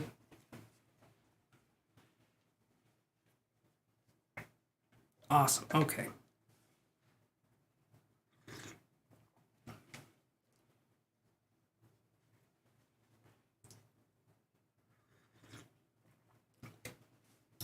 Do you think like a French dog and like a German dog, if they were barking, do you think they could understand each other? Do you think dogs have different languages too? You know, like one dog's just screaming bratwurst and the other dog's like, I don't know what you're talking about. I mean, there has to be accents with dogs, right? Little bit of that, you know. Anyway. All right. Enough nonsense. Now it's time for nonsense. So, Mercy, are you still there?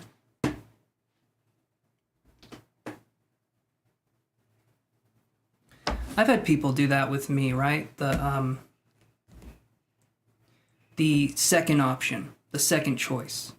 And I've seen that happen with other people, and it's always like, you had a shot and you blew it.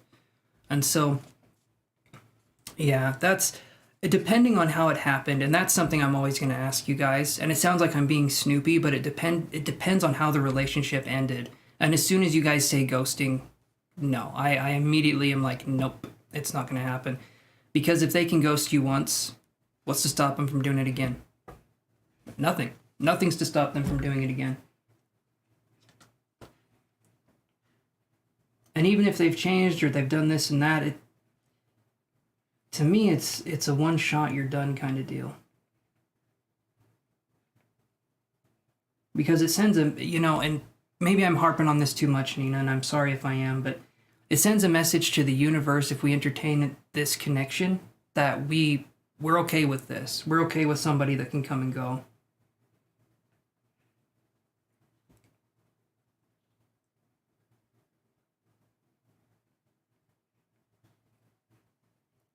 You thought I could do it again, so your guard was... I hear you. I hear you on that. Okay, Simone, are you there?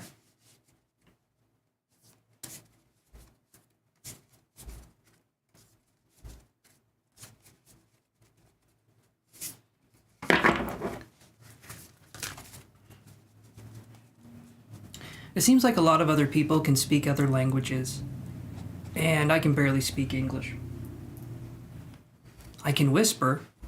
I don't think that's another language, though. I think it's just quiet talking. Yeah, I'm pretty sure whispering isn't another language. Simone, okay. So what was your question?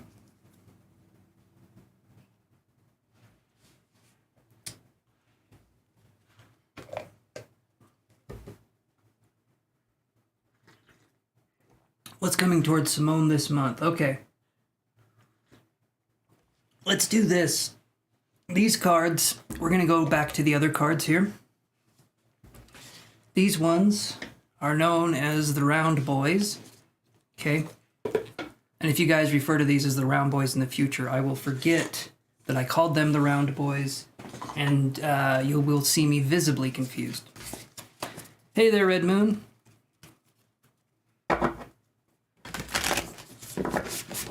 Okay. So let's do this. Let's shuffle these up for Simone. And see what we can do here.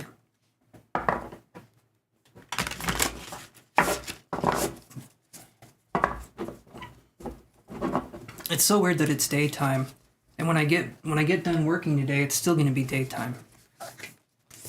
That's just weird. I don't know. Feels like I'm in a parallel dimension. You know. Hey there, Charlene. How's it going? What is coming towards Simone Dunn this month? What is coming towards Simone Dunn this month? There it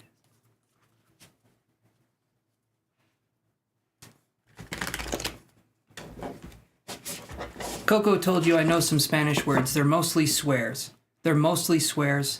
And, you know, because those are the ones that are interesting to me. It's kind of like I'm a parrot. If there's a swear word in another language, I can learn that in a heartbeat. Or I can learn how to ask for food in another language, but besides that, no. No. All right. I'm doing good. Charlene had a really good break, and exciting things are brewing. Major things are going to be happening to the channel, I'm thinking, but it's going to take a while for things to take place, and I can't really talk about more information than that. But yeah, good things are on the horizon. Okay, so there we go. I'll show you. Let's see. Pinche means, I think pinche is the F word. Let's see. Oh, come on. How do you say it?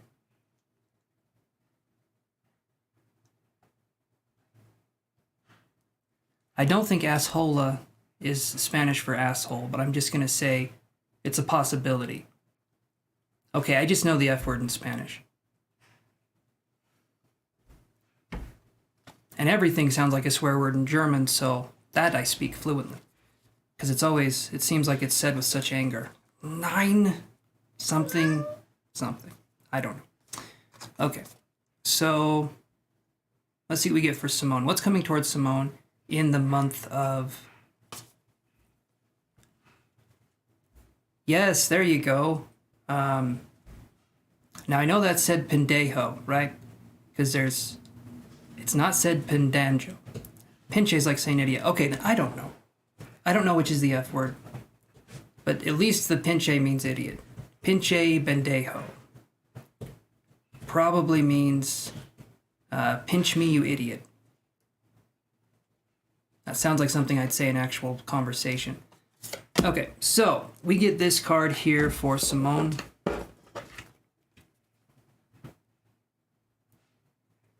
And we get the prayer card. Okay, pinch me, you F word. The prayer card here is saying that there will be times in this, let me see, what's coming towards you this month. So there will be times during this month where you just have to have faith that whatever is meant to happen is meant to happen. No opportunity is closed off to us without possibly presenting another opportunity. So many swear words I'm learning today. I'm so proud of you guys for teaching me swear words in different languages. Family-friendly channel, right?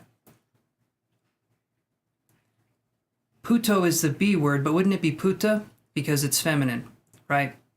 Puta would be the B word. A puto would be calling someone a male bitch, right?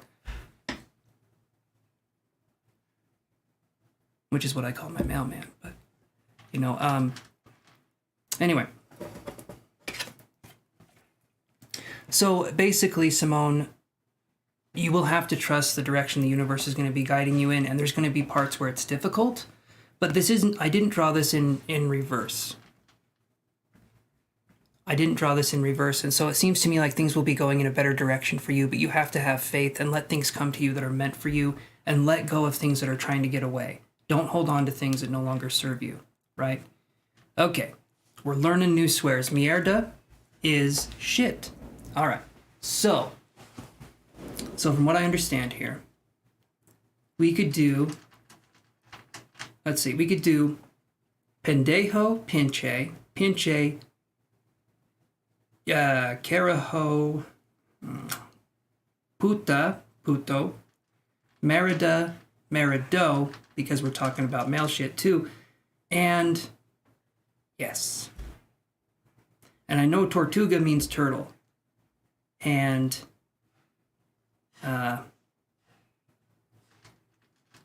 huevos means either testicles or eggs, or eggsticles, or tests. Beautiful language. And then, yeah, that's about it. That's about it. I need to learn how to speak another language, at least somewhat, because okay, what are we doing here? We got carajo. Carajo. All right. In Argentina, we swear in every sentence. That seems accurate. That does seem accurate. Why are you all sailor-mouthed over there, Cassandra? What is it that you guys are swearing about? Is it the weather? Is it the fact that you guys have freaky-ass spiders? And, like, weird snakes? Are there snakes and spiders in Argentina? I'm going to say there is, and I'm going to say they're poisonous, and I'm going to say they're scary. All right, Mercy, are you there, or Netta? Mercy or Netta?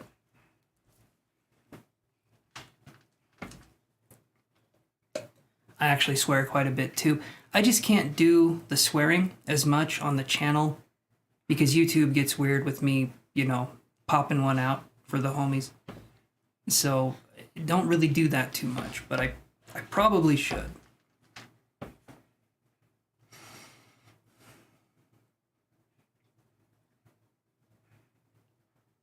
I think shit's probably my go-to. That's like the one I say, that's good shit, that's bad shit, no shitting way, you know, shit in the toilet. And that's essentially every other sentence that I speak, so yeah, it's not good to have a conversation with me if there's another person talking directly to me, but if I'm talking to you guys, I can string some words together and make some sentences, maybe even a paragraph. All right. Looks like we had some people take off here. So now, I will sing the song of Yoshi's people. Meow, meow, meow. No, don't leave. Don't leave. Ah. Always when I get to the chorus. Yeah, he doesn't deserve it anyway.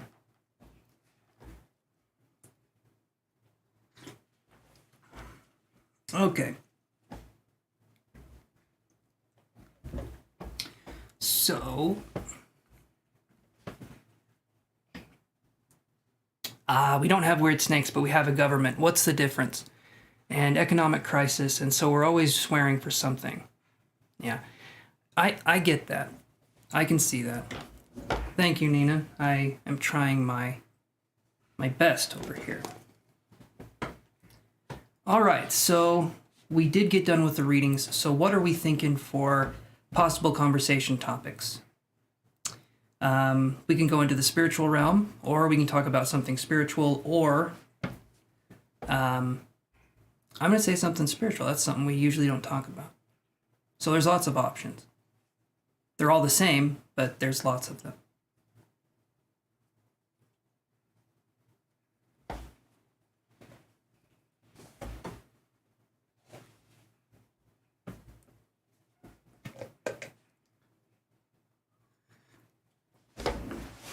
It's so weird. It's 3 p.m. for me and doing these lives.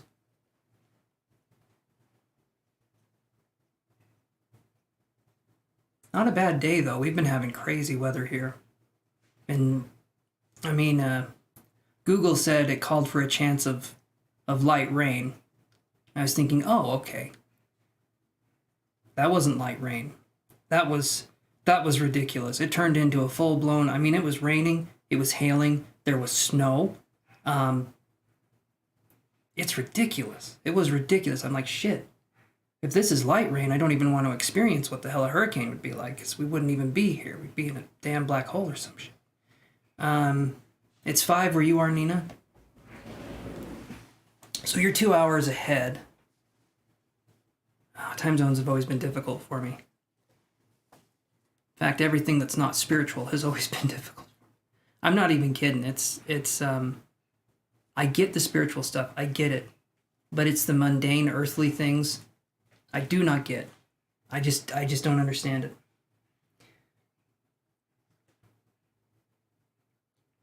Okay, so I'll pick a topic here. Let's do 80 degrees. Wow, let me see what temperature is here.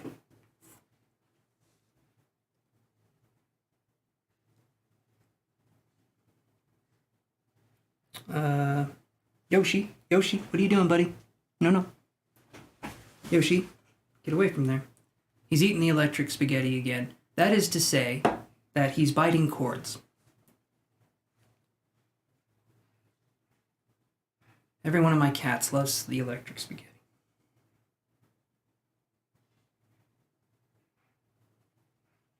Okay, we'll look at that, Chantel. Hold on.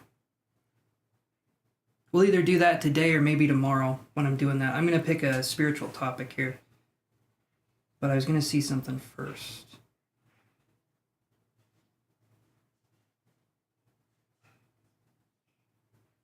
What was I going to do? I had a bunch of topics. Now they're all gone.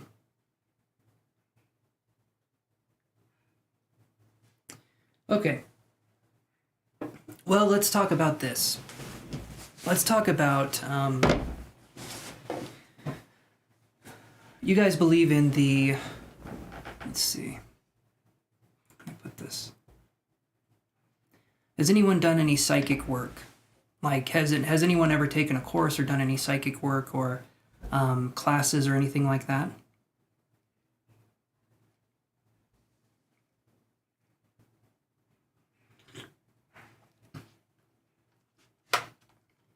If not, that's okay. I am an INFJ, so part of me will judge, but the other part is okay with it.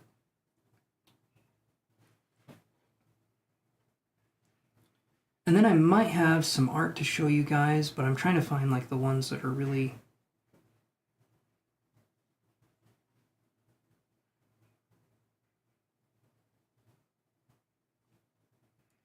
Because the whole time I was gone, it was me doing, basically as soon as I left for my break, and I can't talk a lot about it, but I had an opportunity come up that is, I feel like it's a once-in-a-lifetime thing, and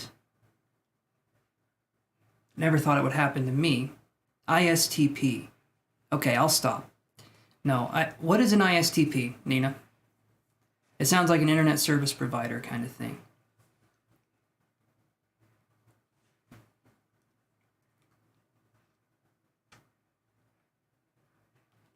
No classes, but you've read a lot of books about it. You're always looking forward to learn more. That's good. That's good, Cassandra, because if you want to be a good psychic worker, you have to be open to the idea of knowing that you know nothing, right? Like, the more you know, the less you know, if that makes any sense. It's kind of like you're never going to get to the bottom of it. Yes, your personality type. So can you tell me what that means? What does ISTP stand for? Because it has to be introverted, something person? I think the P is I can't remember. Force of nature taught you psychic qualities. And that's interesting. Okay, that's something we haven't talked about before. Okay, so let's talk about this in a way that very few people will ever experience what it is that I'm talking about, either actually doing it, which would be even more uncommon, or even witnessing someone doing this. Just because the day and age we live in, it's not something that comes up. But I'll say, okay, introverted, sensual, truth, perception. Okay, and I'm an INFJ, which is introverted, funny. It's weird that the camera glitched out right then. No, it's introverted, intuitive, judging. I can't remember what the F is for. Maybe I find Waldo. somewhere in my life. I don't know. But yeah. There's 16 different personality types in the Myers-Briggs test, but okay, I'm going to talk about this. So, there's a topic here called judgment. Yes, INFJ is, but what is the F in INFJ? I shouldn't be asking you guys about that. I should know. I took that test a while ago, though, and I can never... From what I understand, it's just a theory, right? The Myers-Briggs is just a theory of different personality types. But, you know, it's interesting. Anyway. So, he's feeling. Okay, it is feeling. All right. That's going to be something we talk about because Chantel was talking about, hey, Tien. She was talking about, or they were talking about learning through the force of nature, learning through a force of nature. And so we can talk about how we can develop psychic abilities through the absorption of other things. And this is where things kind of get weird.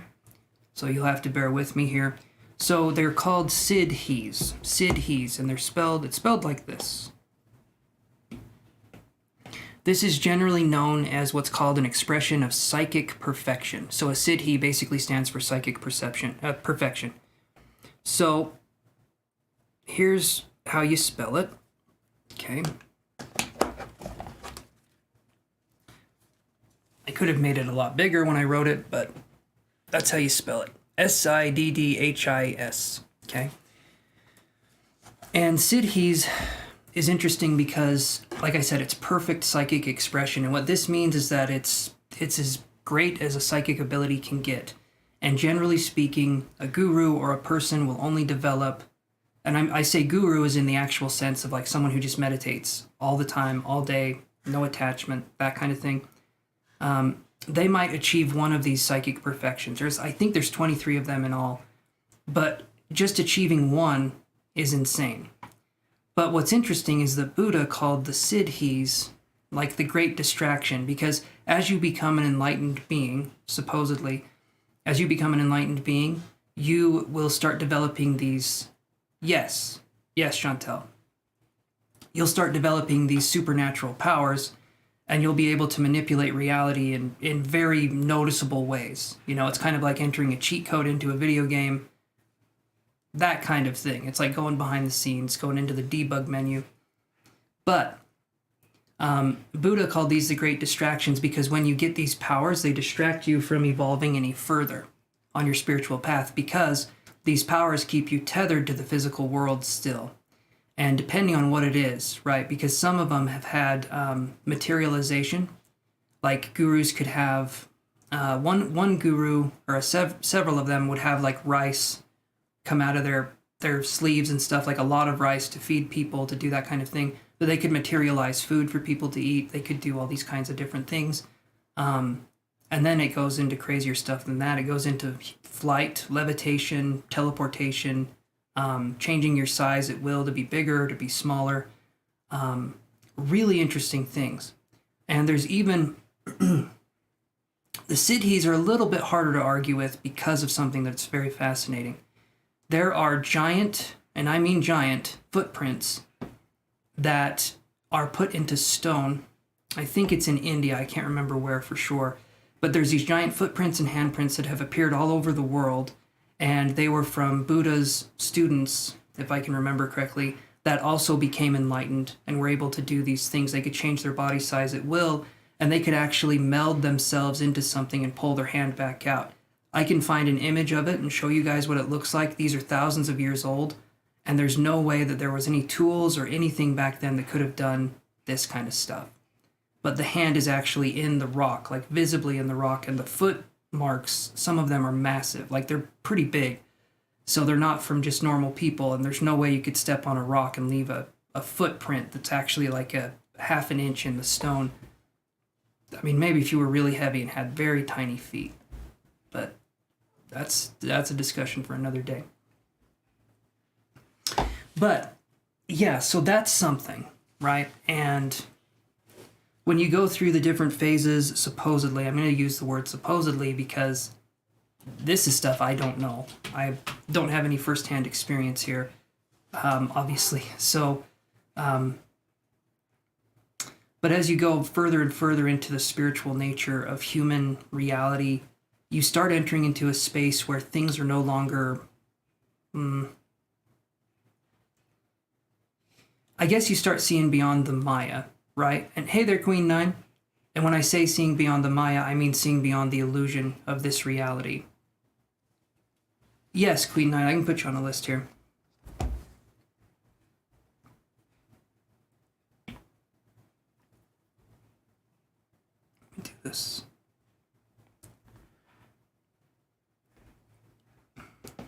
But, yeah, so you're on the list, Queen 9. But, yeah, you start to lose sight of kind of reality, and things become sort of, like the more you see the truth of reality, you don't see it the way it is here, right? And the more our perceptions change, the less we're likely to side with anyone or anything because we can see the objective truth of a situation instead of being biased or seeing the good or the bad. We can see the whole picture. Right now, as humans, focusing with human consciousness, we have a very finite view of what we perceive to be good or bad in the world. And that makes it so that it's very difficult for us to make informed decisions because we don't know the whole story, right? How many times have we had someone come up to us and they've said, so-and-so did this, right?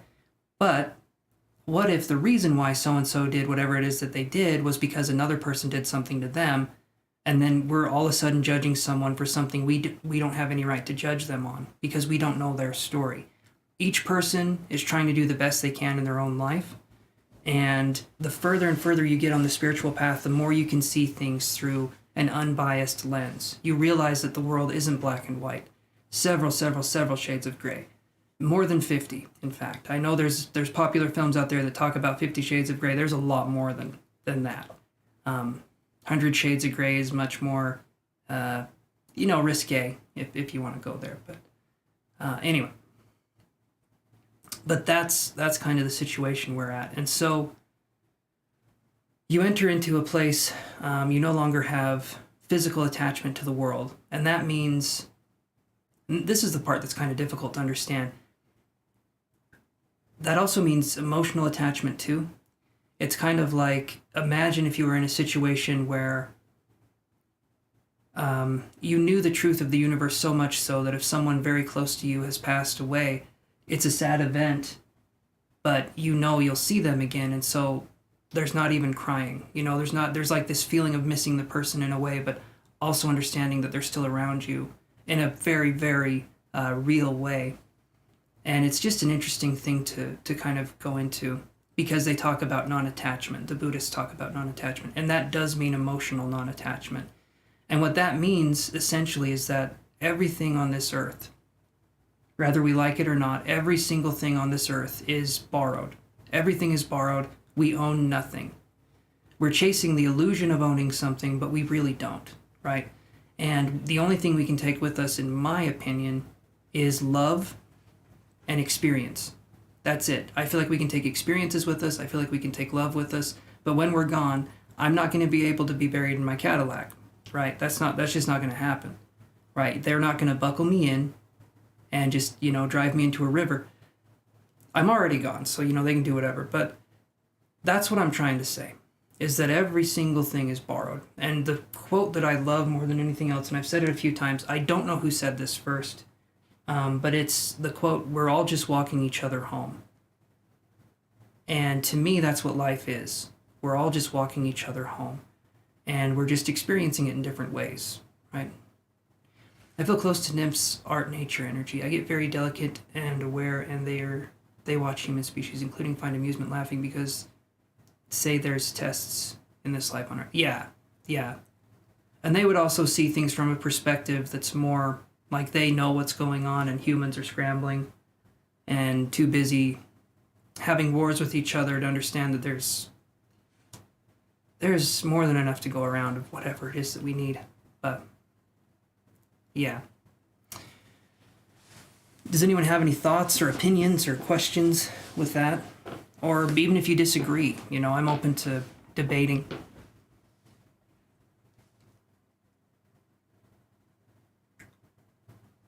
Oh, put the lid down.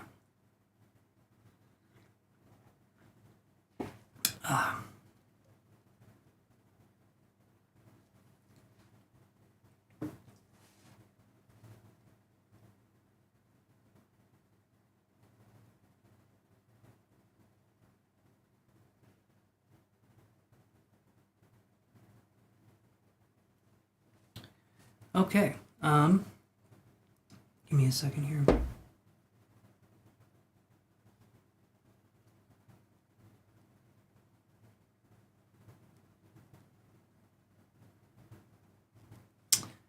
Alrighty.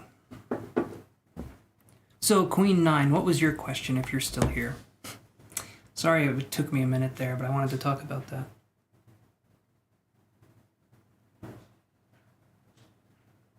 The quote is amazing how you describe. Well, thank you. Thank you, Chantel. Again, I don't know who said it. You can probably find it online. I'm just too lazy to look up who said it, but it doesn't come from me, so just wanted to make that clear.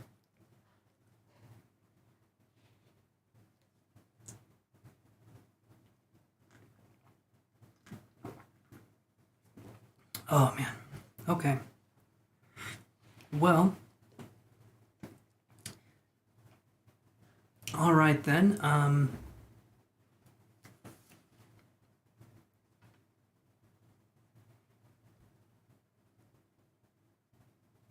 It is, isn't it, Cassandra? It is hard to implement in everyday life, and I try to. And maybe this sounds grim, and I've said it a few times, but I try to think that each day could be my last day. I try to think of what I'm doing, and if I were to die right now, in a really cool way, you know, like in a car chase or something. No, but I try to think of things in a way that's like, yes, Ashley, in fact, if you want to go right now, you can.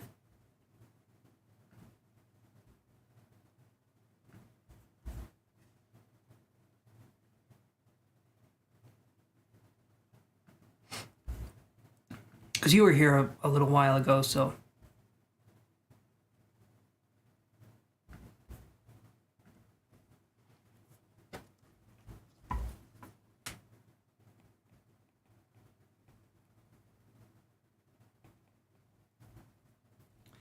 Okay. But yeah, the emotional attachment thing too. But I try to think of, am I happy doing what I'm doing? Like if I were to die today, would I be happy doing what I'm doing? Yes, Ashley, we're still on the free list. I can do one card, one question. If you want to do more, it'll cost down here, but you get more answers and more detailed answers, let me put it that way. So it's up to you what you would want to do, but it's free for one question.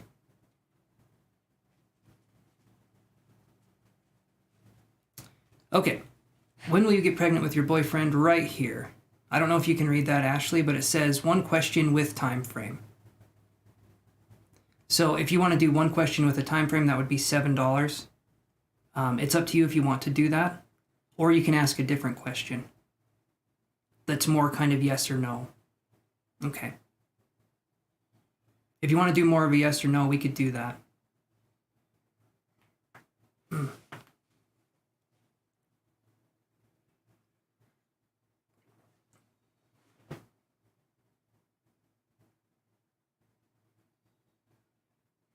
Well, Cassandra, that's the interesting part, right? We can work towards that. There's a lot of days I don't feel that way either. Ooh, okay, there you go, Ashley. I like that one. That's a good way to reword it. Finding our happiness is really important in this life. And one of the interesting things is that it's different for each and every person, what someone finds to be happy or not. But when we're happy, we tend to be more confident. And a lot of times, confidence is directly related to self-esteem. And a lot of times, self-esteem is related to purpose, feeling happy, feeling like we're doing something, no matter what that is. Like, I feel like I'm not doing exactly what I want, but I don't know why or how. Yeah, I've been there many, many times. And it's... Yeah, I get you, Cassandra. All right, let's look at Ashley here. Will Ashley get pregnant with her current boyfriend?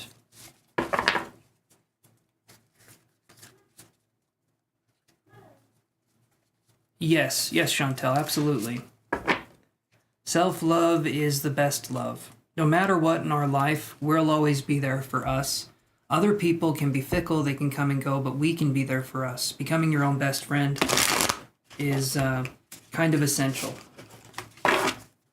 All right. Will Ashley get pregnant with her current boyfriend?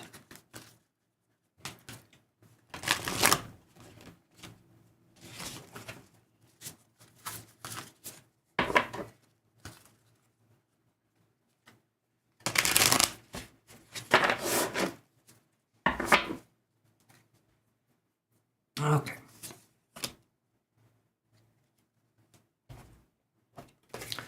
All right, I get this card here. This is the Fool card, and it's showing someone just allowing the process to happen, and they're falling back into something, but they know they're going to be caught. The Fool is a card that, to me, yes, I do feel like new beginnings can happen. Let it happen. Let it happen organically, Ashley, basically. I feel like there's a possibility you could get pregnant with this person, but the main thing is that you kind of have to let things happen in the way they're meant to happen, right? I do feel like it's possible, though. Yeah, Queen 9, I was calling for you a little while ago. But you can be after Ashley, who I'm reading now. But, yeah, the Fool card to me is saying there's a strong possibility with this person, but also things need to happen more organically. You need to let things happen the way they're meant to. Maybe not try to rush it or try to, put things in that direction. Let's see what happens in more of a, yeah. No, you're good, Queen 9. You're good. The art in the Fool card is amazing, isn't it? It kind of reminds me of like Pocahontas a little bit. Trying to get it to focus.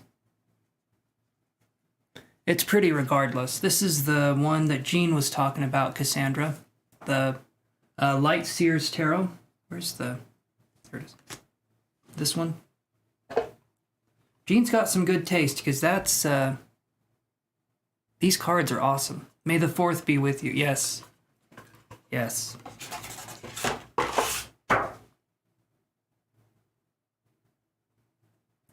Hold on. You are welcome, Ashley. Thank you for being patient, my friend. Okay, Queen, what is your question? Okay, there we go.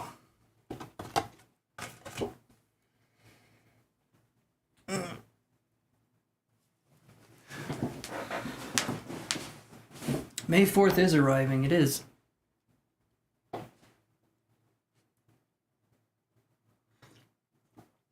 I had a theory about this, and you guys tell me if this is true, if you think it's true or not. I think the reason why Yoda speaks the way he does is I think that he's always living in the future, and so he has to speak backwards to say something forward, because his psychic ability, he's always in the future. You guys let me know if that makes sense to you, because that's why I feel like he speaks so funny, is, yeah. He's working his way back. Okay, Queen 9, you wanted advice, please. Current energy, you're feeling stuck. Let's see what we can do for you. Oh, thank you, Emanuela. All right, we'll do Queen 9's reading, and then we'll go straight to Emanuela's reading. But thank you so much, Emanuela. Super appreciated.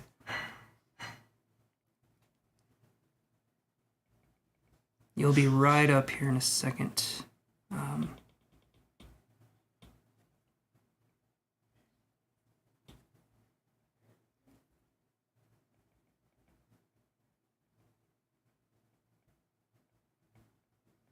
Okay. All right. Thank you, Emanuela. Okay. Queen 9. On an advice, please. Current energy, you're feeling stuck. Let's see what we can do here.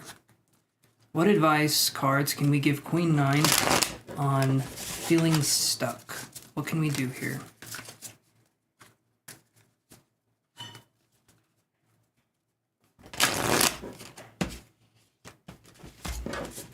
Absolutely, Chantel. Actually, let me do this here because it'll make it a little easier for me. So let's go here. Let's do that. And then let's go here.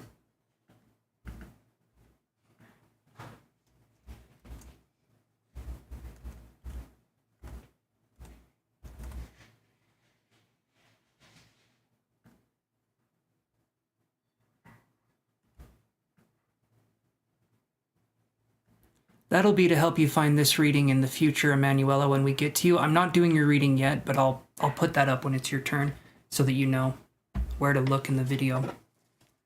Okay.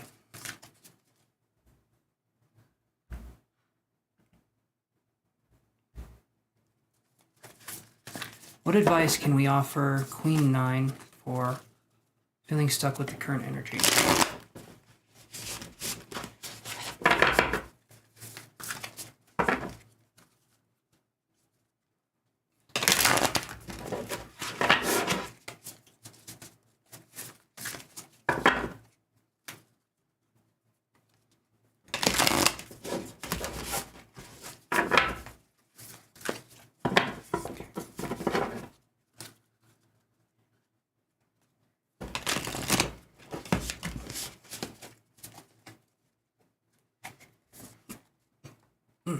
Here we go.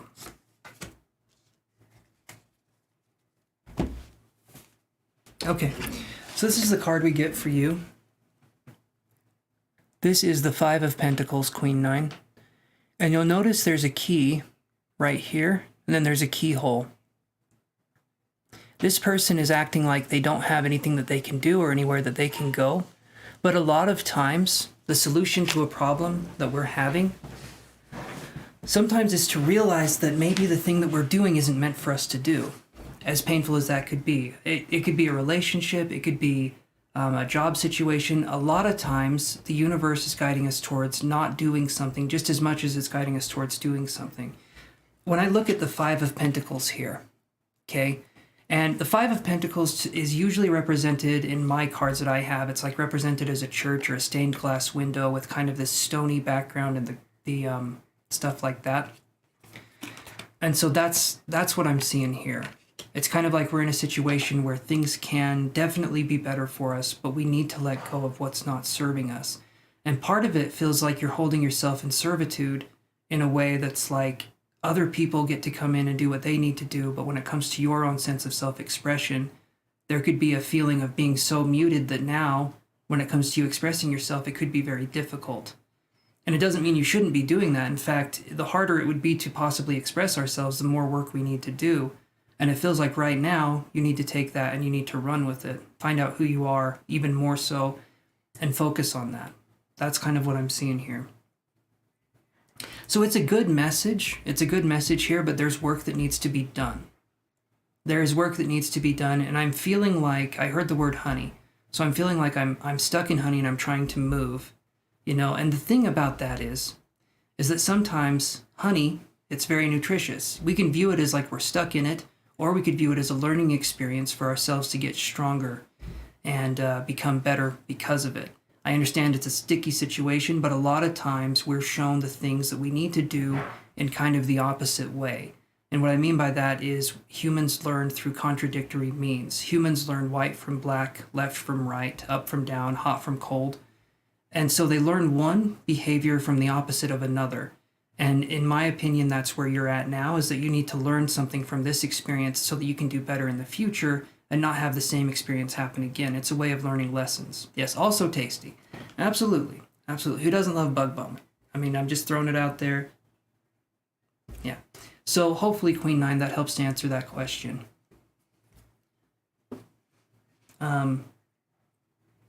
Okay.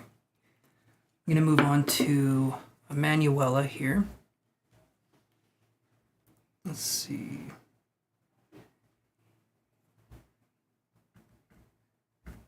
There we go. All right, Emanuela, are you there?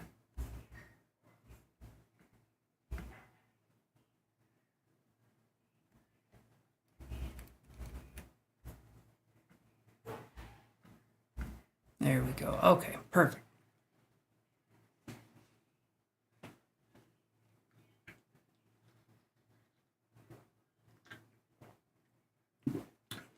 The message is this.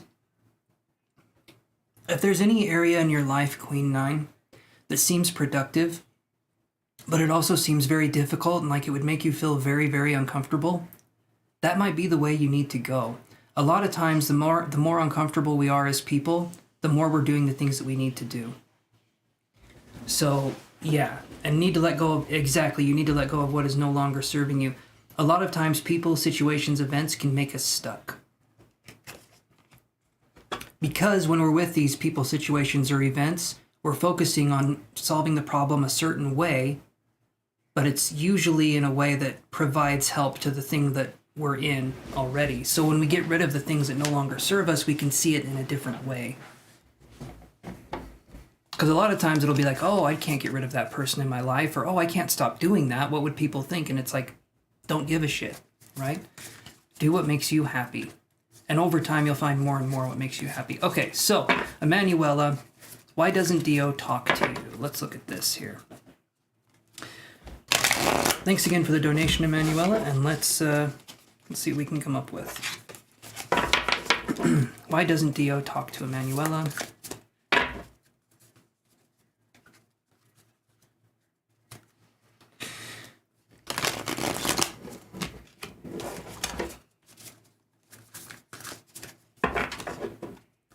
You're welcome, Queen 9. Very welcome. Why isn't, let's see. Why isn't Dio talking to Emanuela? One more shuffle here. Why isn't Dio talking to Emanuela? I'm going to look at the cards here first. I'll show you the cards, obviously, but I'm just going to look at them first. Okay. All right. Okay.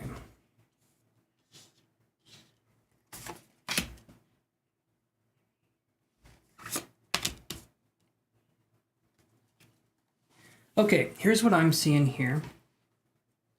All right, we have 6 of Swords, okay?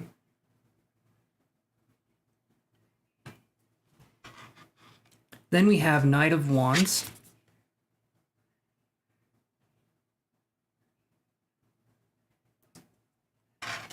Then we have Knight of Cups.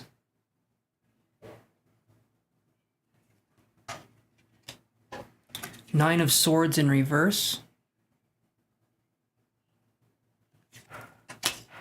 And Ace of Cups. Okay, so these cards right here. First thing I'm going to say right now is I feel like Dio is someone who's looking elsewhere for something. When I see 6 of Swords with the Knight of Wands, the Knight of Wands card can be kind of like player energy, right? Or it can be someone who thinks that they have multiple options. I'm not getting the warm and fuzzies from this person, so it feels like this person kind of just does what they want to do. They go out on a whim, they do what they need to do. And if they're not talking to you and you're wanting a conversation, but they're not even telling you why they're not talking to you in that situation, it feels to me like some more stuff needs to happen. I get these cards, though. I get Knight of Cups, okay? 9 of Swords in reverse. And then I get the Ace of Cups. Meaning, I think that in the future there can be a better relationship that's coming your way. But to answer the question, why isn't he talking to you? It looks like he's entertaining other options, right? So that's what I'm seeing there. Awesome. Thank you so much, Queen 9. I'll put you on the list here. You'll be after Emanuela's reading here. Let's see.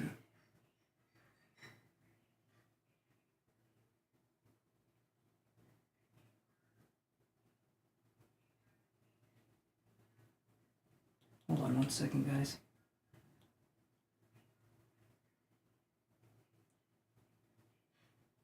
Okay. Hey there, Destiny. Yeah, that does suck, Emanuela, but when I see these cards here, when I see the Ace of Cups, and then I see the Nine of Swords in reverse, I feel like when we get over this connection and move on towards something else, I think things are going to be much better for you. Something tells me this person... Right, I thought it was going good, then he left and... Yeah, right. But that's the thing, right?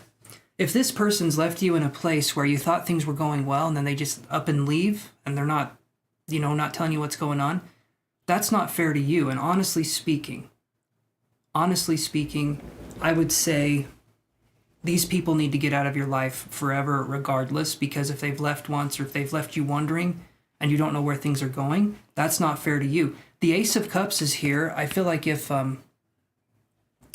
things get better with you, if we attract the right people to us in time and we work on ourselves and our sense of self-judgment and our sense of just judgment in general, I do feel like things will get better for us. The Ace of Cups here is really good.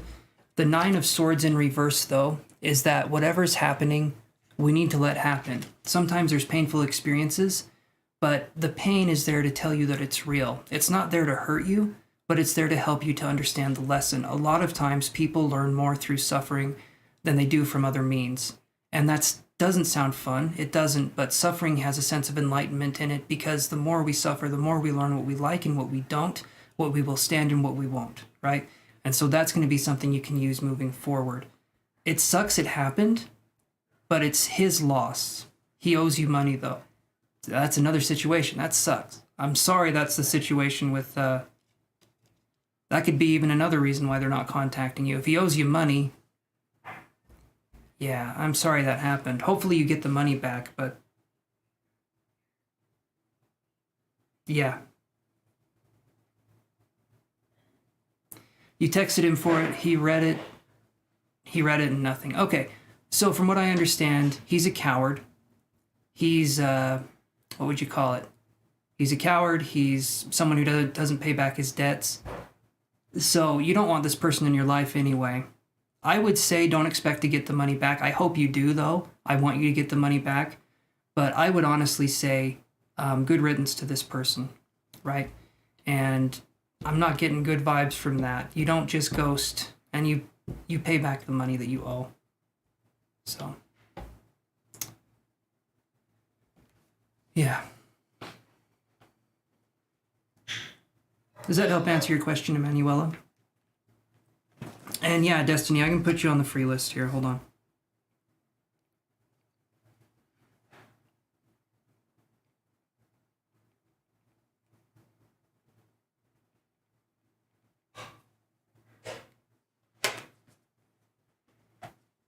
I know, Emanuela. It's not a fun situation, but yeah. I wish you the best, Emanuela. Thank you for trusting me with this.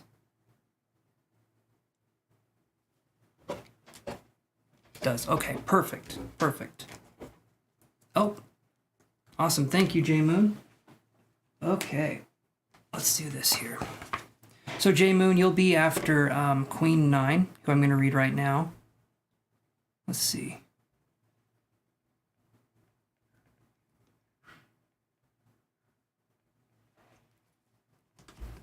Okay.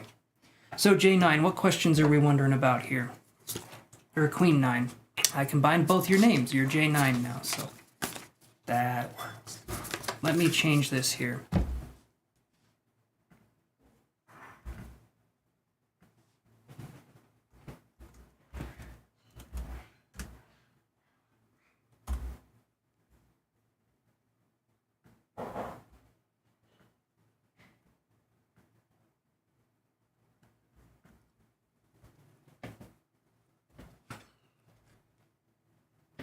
Here we go.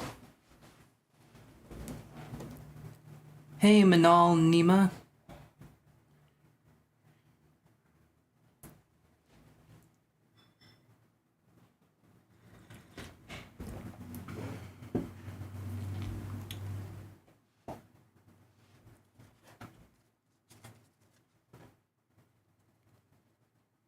Oh, I get the itchies.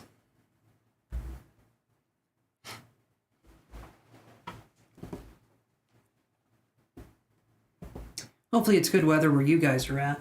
It's actually a pretty nice day today, even though yesterday was a shit show of weather.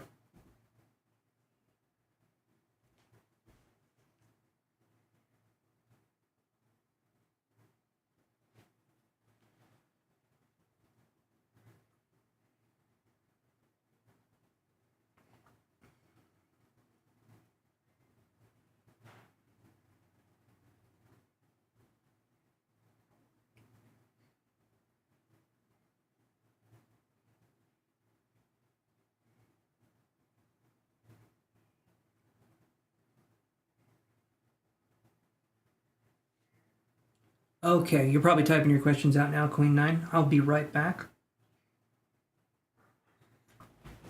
And then you're the next person on my list, so hold on.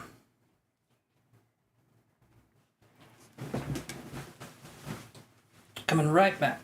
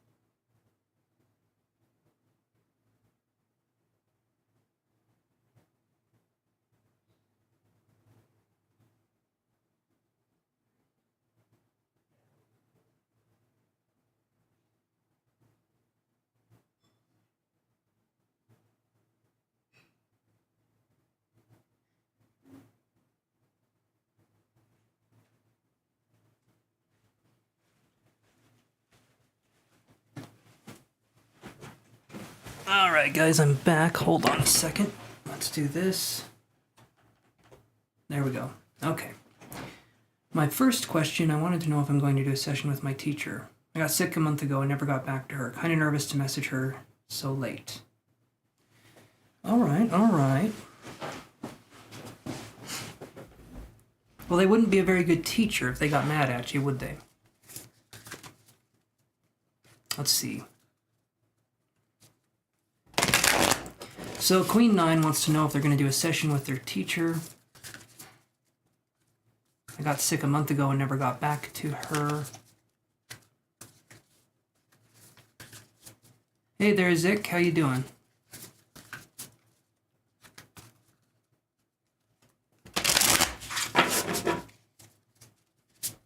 Let's see here.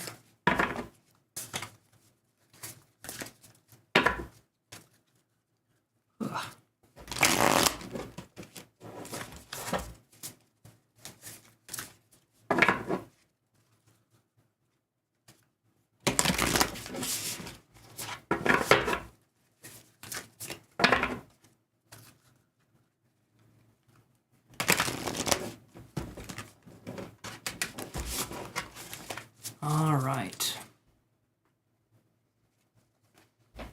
So, let's see what we get here.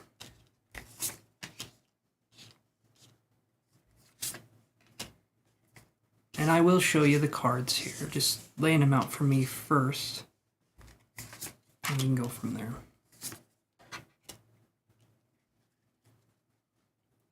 Okay, so there's a lot of fear and hesitation on your part, Queen 9. I feel like you view yourself as someone who's very polite and someone who says when they're going to do something, they're going to do it. And so when you couldn't keep your promise to do the thing that you said you were going to do, there's shame here, or there's guilt. But it's okay, because things happen. And if they're a good teacher, they understand that sometimes things just happen, right? It's a freak accident, things happen. You got sick, okay? You didn't plan for it. You didn't say, yeah. I understand that, right? And yes, I can add you to the list here. You're going to have to wait, Zik, for a minute, but because I'm doing some paid readings, but you'll get your question answered eventually. Okay. So, yeah, you were overthinking, I understand that, and sometimes it just feels better to let things kind of slow off on the wayside, so to speak. But it's okay to message the person again and do this. So here's what we get. We get the Ten of Cups in reverse, okay? That to me is going to be your overthinking. Ten of Cups is usually a good card. Even when it's in reverse, it could be we're just overthinking it, or we're just trying too hard. And then I heard the word fear again. You're one of those people, Queen 9, who's sometimes so good and so polite that people would mistake you as Canadian if you're not already Canadian. We're talking about politeness up the arse or whatever Canadians are a boot, I don't know. But that's what I'm seeing there. So then we have this card here, okay? We have the Five of Swords, again overthinking, okay? You'll look at this person, he's thinking, man, I'm gonna have to clean up after these crows. They left little Dookie somewhere, right? It's white though, it's easy to find. Essentially though, what I see with this, it's overthinking, but there's no reason for it, right? Overthinking is one of those things that it's like when it's hot outside. You can't turn down the weather, but you can complain about how hot it is, right? Overthinking doesn't serve anything, but it does something. It helps us to ruminate. I don't know what the use for it is. Haven't yet found it. I struggle with it too. But generally overthinking comes from a place of feeling like we could have done something better, differently. What if I did this? What if I did that? And it's like, yeah, but that's a what if, and it's already happened. Yes, the skull is going to be, overthinking yourself to death. Strength card in reverse right here. This is a cool card because it combines a woman and the lion, okay? There's an infinity symbol here. There's the lamb right there. It's showing that you have strength, and again, it's a teacher that you're reaching out to. Okay, meaning that you're usually the one in charge of paying somebody, and they're the one that's in charge of teaching you. So if there was money involved, if things happened, like I said, if this is a good teacher, they're just going to take it in stride. Things can move on from that direction. There's a sense of being shy, right? Part of you wants to do this, but another part of you is saying, well, I don't have to do this now, right? Another part of you is kind of relieved in a way that's like, you know what? This is way too difficult. I'm overthinking too much about it. I'm just going to stop doing it. And then you'll have a reason why you stop doing it, the teacher thing.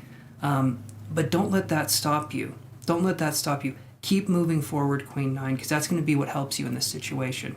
It can feel like a way out. It can feel like a way out. And even though you want to do the things that you want to do, when something happens that kind of bars us from doing them, having new experiences or learning new things, it kind of feels good for a second because it's like, okay, I don't have to do that new thing, be uncomfortable, work with the teacher, so I can understand that. Four of Swords right here. Okay. And then Eight of Wands in reverse. Let yourself move quickly, Queen 9. Working with a teacher, no matter what skill it's in, it's going to help us move a lot more quickly because generally speaking, a teacher is someone who has been through the ups and downs of whatever it is you're trying to learn, and they can help guide you through that process. And I understand sometimes it feels good to go it alone, but having a teacher or a mentor or someone to help you during this time is going to be imperative towards success because it's a fast track towards success. It doesn't mean it's going to be easy, and it doesn't even mean it's going to be quick, but it means that you're going to have tools and resources that you wouldn't have otherwise had. So teachers or books or whatever it is that you're choosing to learn from can be super beneficial. I mean, obviously that's true, but that's what I'm seeing there. So reach out to them, talk with them. I think you'll be okay. Okay, if they get mad at you for whatever reason, they weren't a good teacher anyway and you dodged a bullet. Either way, it's a win-win, right? So that's the kind of advice I'll be giving you on that one. That's all your energy. Okay, perfect. Perfect. Okay, so what would be your second question then, Queen 9?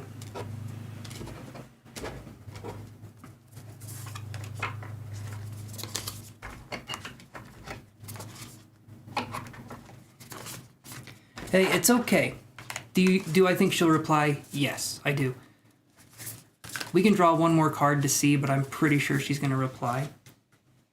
You got to remember this, right, Queen 9? The teacher, in a way, the teacher makes a living off of their students. They have to have students in order to survive, in order to live. And even if for some reason, and I don't think they are, even if for some reason they're upset, they're still going to reach out to you and talk with you. And you can explain that you got sick and then things just kind of kept happening.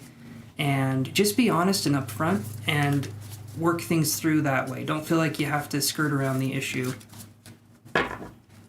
Nothing's as bad as we think it is, I promise. It's just, it's uncomfortable and it doesn't feel good. You know, it feels kind of icky, but we can get through it. Will Queen 9's teacher reply if she messages?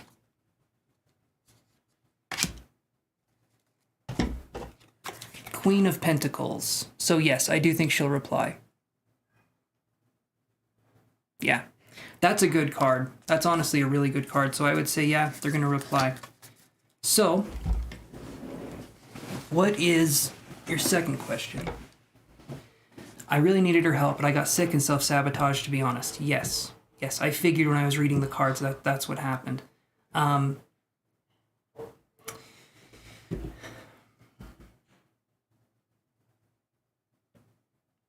Of course you like to hold up. I feel you're a person of honor and integrity, and you're someone that when they say they're going to do something, you're going to do it. You're that person that if you got both your legs broken, if things were going to all hell, but you promised someone you were going to do something, you would go and do the thing. You would try your very damnedest to do what it is you need to do. But, right, you can make this right here, and you can see that there is that self-sabotage and work through that. By messaging, you're stopping the process of self-sabotage. Because you get to be in that role of taking back control or taking charge again.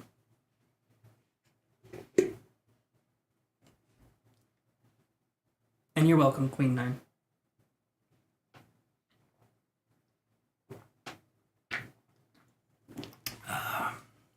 That's good coffee.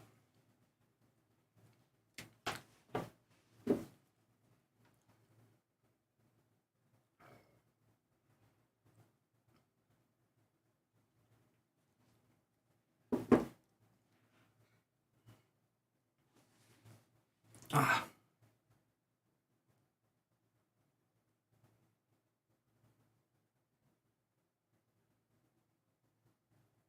I don't know where Trixie is. Oh, it's even a calico cat. Oh, she's so cute, you guys. I wonder if I got another picture of her to show you.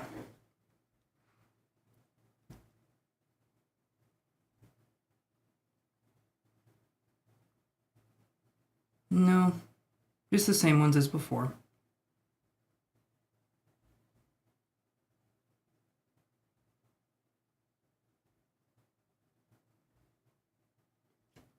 Okay. Oh wait, for Queen 9, there we go. My second question is, will I have something in the love department that I'll be happy about, that you'll be happy with about this year? Okay, let's look at that.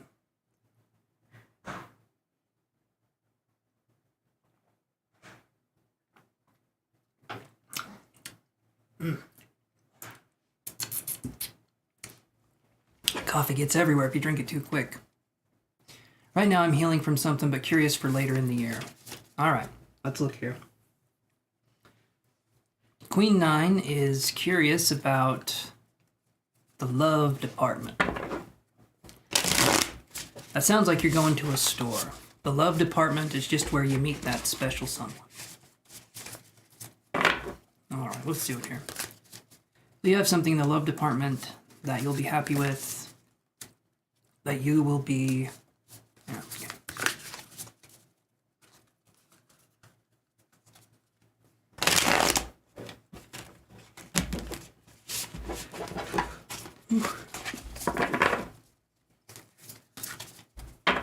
Let's see if Queen 9 can find a King 8.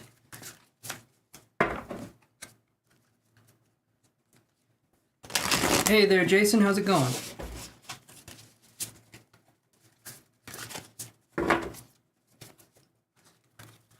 All right.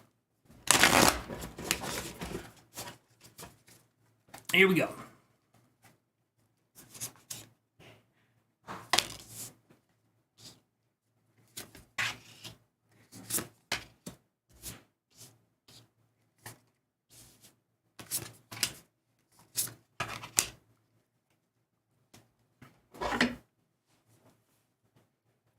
Okay.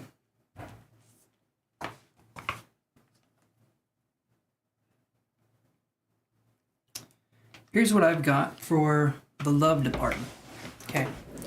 We have the 8 of Pentacles. Okay.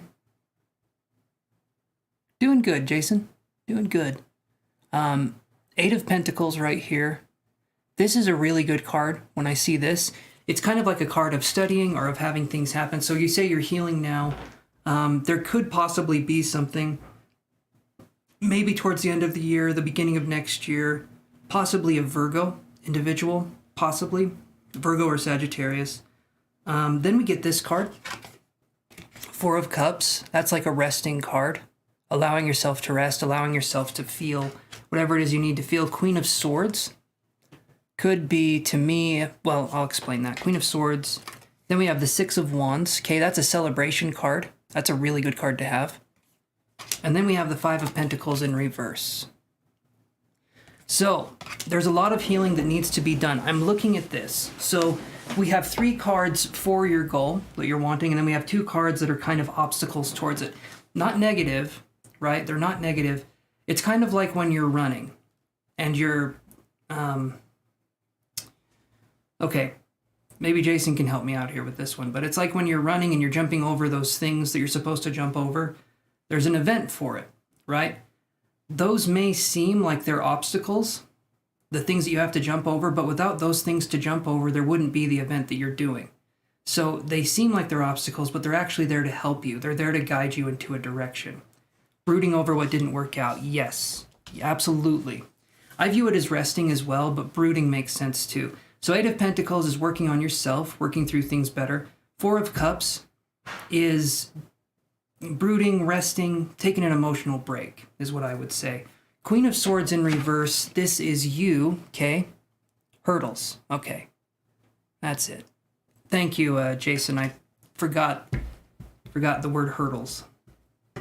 It sounds like something a 4-year-old would say if they fell down. I hurdled my knee, you know? Horrible joke, I'm so sorry. So Queen of Swords in reverse, to me, is the overthinking part. It's the extremist part. I feel like when we get overthinking, what happens is that we're no longer in our reality anymore, and we can actually become agitated. We can, because someone's trying to bring us out of our fantasy world, and we can get mad at that person in a way, maybe not yelling at them, but getting upset because someone's trying to break us out of our reality that we're building up. But it's a shitty reality anyway, because we're living in a state where we're failing in the future. I don't want that. I don't think anyone wants that. That's the overthinking, right? And a lot of times we do this thing where it's like, if I do things this way, this will happen. I'll let you know something right now. I've started doing YouTube. I started doing a bunch of things. My life has turned out so differently from day to day that I couldn't predict what's going to happen next. So there's no reason to predict it, because if the worst does happen, I think I'll be able to handle it. But we need to put ourselves into a mentality where we're in the present moment, instead of thinking about the past that we can't change, or instead of worrying about the future that hasn't even come yet. And sometimes it could deal with childhood issues. There could be the sense of being hyper-vigilant, wanting to make sure that we understand everything and we can control everything. But that's just going to make us more miserable, because there's so little things that we can actually control. In fact, I'll limit it down to one thing. There's one thing that you can control, and it's yourself. And even then, sometimes, sometimes we shit ourselves, or sometimes we have difficulties. So we can't control everything, even ourselves, but we have the most control over ourselves. It's like I'm like Shakespeare with words, guys. It's how I do.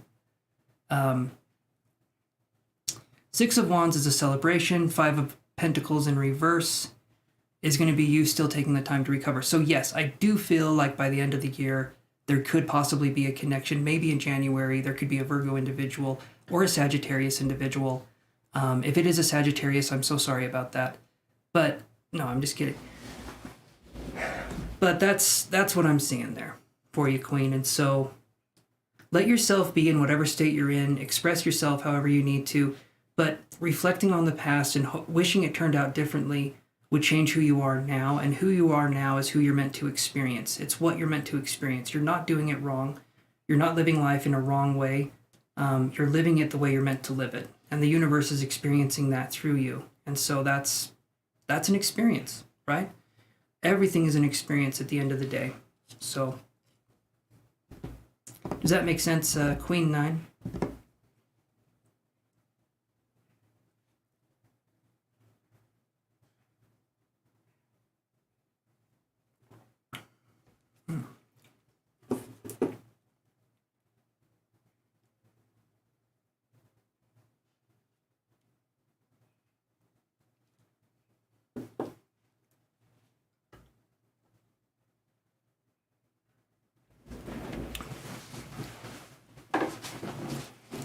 Hey there, Sunshine22. Welcome to the channel. Give me 1 second, I can put you on the list here.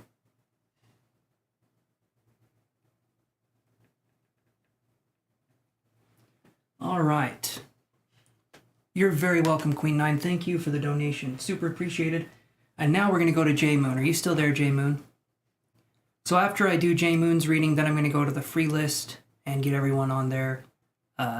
Raring to go, whatever that means.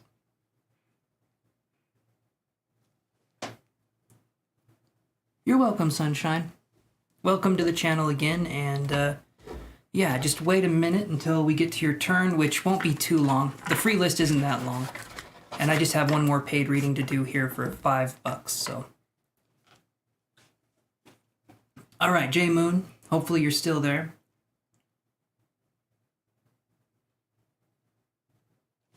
Sometimes J Moon up and leaves, so we gotta call J Moon back. Focus all of your psychic powers on calling J Moon back.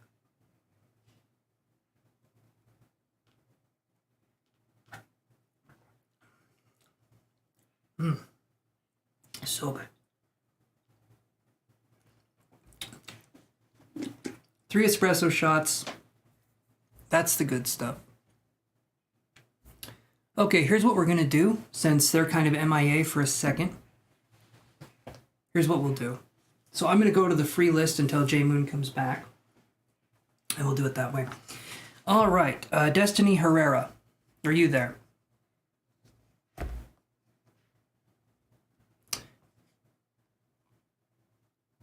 I hypnosis Pokemon style sleep. Yes, I'm definitely good at that. People say they fall asleep to my voice all the time. In fact, I even drift off when I'm talking too, so I don't blame them. I am so boring sometimes. It's just how I do. All right, Zik players, are you there? ZIK players.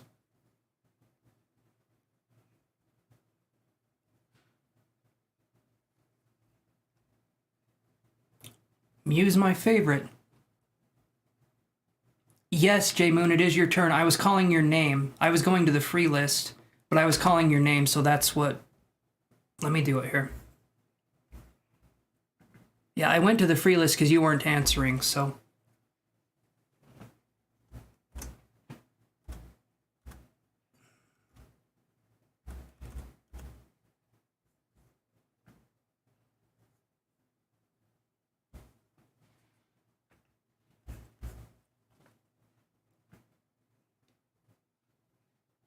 Oh, thank you, Sunshine. You're very sweet. Thank you. All right, J Moon, what's your question?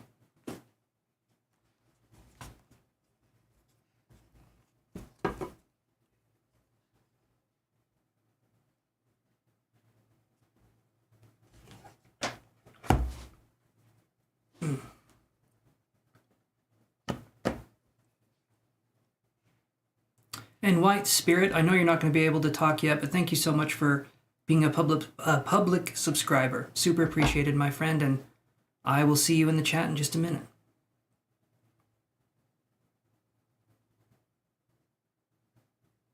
Oh, Jay's feelings, right? That's what we were wondering about. Jay Moon's wondering about Jay's feelings. That's what it was. Okay, give me 1 second here. Because you even, how does Jay the Cancer, okay. Shit, I got you. All right, Jay Moon, let's look at this stuff. How does Jay the Cancer feel towards you right now? Let's look at that. How does Jay the Cancer feel towards Jay Moon right now? No, I'm not going to use those cards. I'm going to use, let's see. I'll use these ones again. These are the new ones. These are the Light Seer Tarot deck. And these are essentially baby right now. Baby means that I like them. I like to use them. They are cards that are good. All right.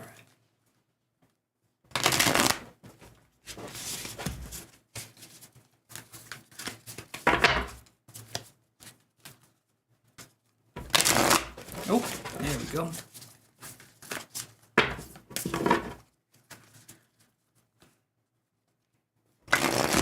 How does Jay the Cancer feel about Jay Moon? Feel about Jay Moon right now?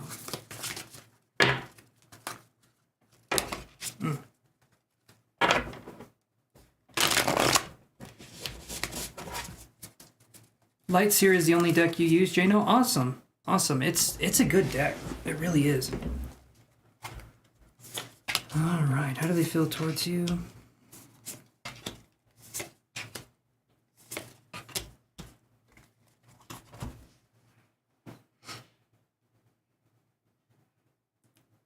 So here's what I've got. I'm going to show you these cards here. So first one I got was this. Queen of Wands. Okay. Then I get the Two of Swords in reverse. Then I get Knight of Wands. Then I get Six of Swords. Then I get Ten of Pentacles in reverse. So here's what I'm seeing here, and I heard these words coming through. So Jay Moon, I get the sense you're someone who's, and I'm not just doing this to blow smoke up your butt, right? Because who would do that? That's a weird thing to do. I'm sure it's a thing somewhere, though. Anyway, so I heard the words unique, and then I heard the words impossible, right? Unique, impossible. So what that feels like to me is that you're someone who's unique, who brings something extra special to the table, let's say, but this person doesn't necessarily see it in that light. I feel like this person doesn't get you. This person doesn't seem to understand you or try to be in that space. I see you as being the Queen of Wands. I see that as being the Queen of Wands. The Two of Swords in reverse, followed by the Knight of Wands, okay? This card here is saying that this person doesn't know how to make a choice, so we could be dealing with someone who's indecisive towards you, but the Knight of Wands is also someone I feel like whose energy can be fickle. It's like I'm over here, I'm over here, I'm over here, I'm over here. So it feels like an energy that's quick moving, and it feels like this person doesn't focus very well. And also the Knight of Wands to me can be a card that can be talking about player energy, but not necessarily. But when I see Six of Swords and then Ten of Pentacles in reverse, it feels to me like this person's not going to be someone that is feeling what you would want towards you, right? This person feels like, I'm hearing the word unbeliever, like this person's an unbeliever. And what I mean by that is that this person doesn't get who you are. I would say if you can, I would move on from this connection because this person doesn't get you the way you would want to. I feel like you give your all in relationships, possibly if there's a relationship here, but it's not something that this person would give back. You need to find someone who gives you back the energy that you put in because this isn't it. And so that's kind of what I'm feeling here when I see this. It's like non-reciprocative love. I feel like you put out way more than you get back. And this person I just feel like isn't for you in this situation. So how do they feel towards you? I feel like they're going to have you as a plan B. I know that sounds harsh, but I'm not feeling like you're the main priority for this person. I don't feel that connection. So hopefully, though, you get what you want out of that situation. But yeah, I just feel a sense of non-committal kind of energy or kind of invasive energy, I guess would be the word I would use to describe it.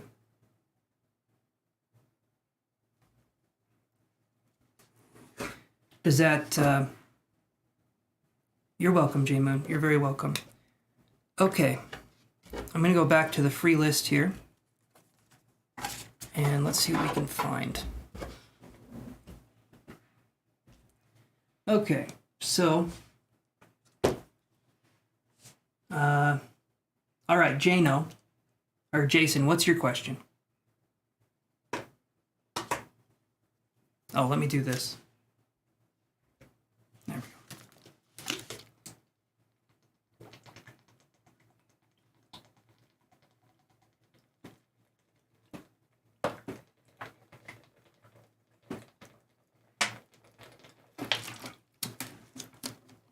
Oh, that's a lot of water.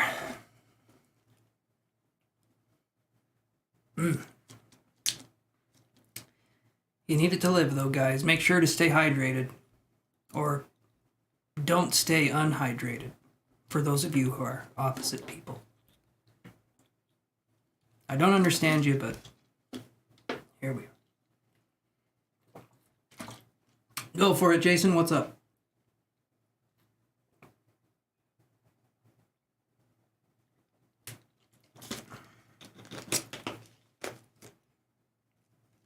Alrighty. How does Kira feel about Jason currently? Let's look at that. How does Kira feel about Jason currently? Is Kira a fire sign? An Aries in one of her placements?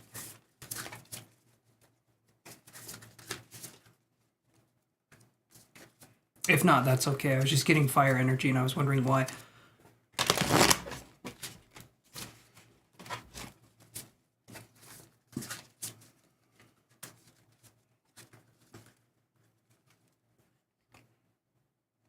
Yes, you did, Sunshine. Thank you.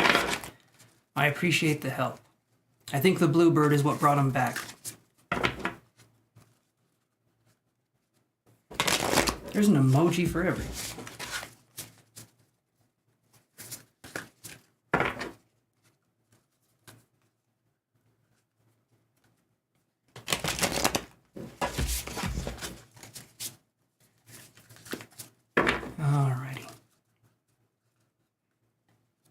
Pisces, okay. That's interesting. I was getting fire energy, especially Aries energy. Are they more, let's say, straightforward with you? Or more like, not aggressive, but confident, I guess? I'm curious where the fire energy came from, but regardless, let's look. So, that's why I was feeling the fire energy. Okay. So we get this card here. This is Temperance. This is Temperance in reverse. Temperance is Sagittarius. That's the fire I was feeling. And then you said Pisces. And Temperance can represent fire and water, but it can also represent fire and oil. But when it's in reverse, so this one feels like it needs more. I say it to you all the time, Jason, and I'm sorry. It's always this same thing. It needs more time in the oven, so to speak. Because Temperance in reverse is things are unbalanced. Well, you have this deck, so you know what I'm talking about here. Things are unbalanced. Doesn't mean that something can't happen in the future, though. It just means right now, like going up to them and saying, hey, do you like me, would not be a good move. Again, let things happen organically. If there is something there, it will present itself, and it will make itself known. But if there isn't, you'll also have an answer there, too. I just say give it a minute.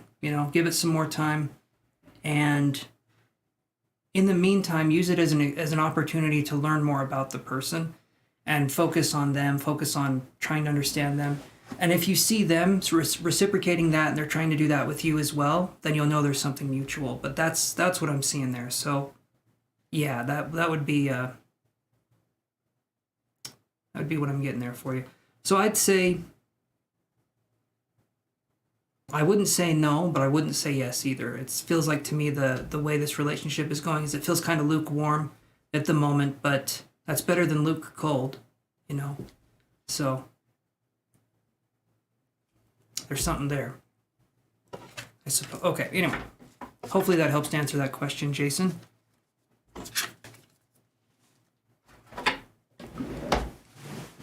Oh. All right, so Sunshine 22, what was your question?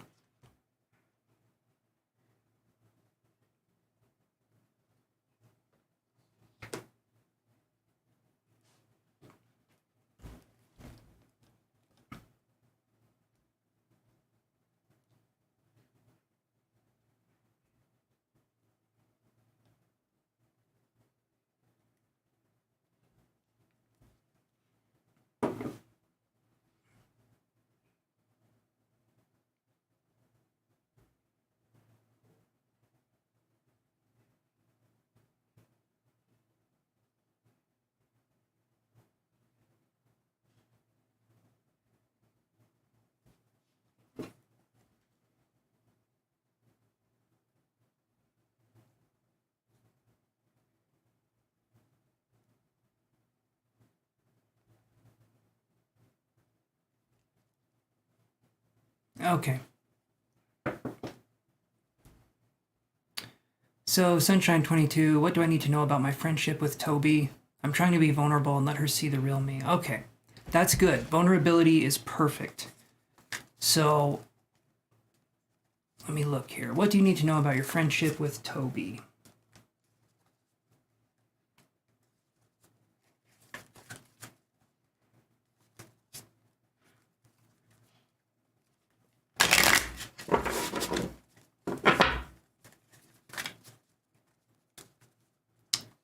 Let's look here.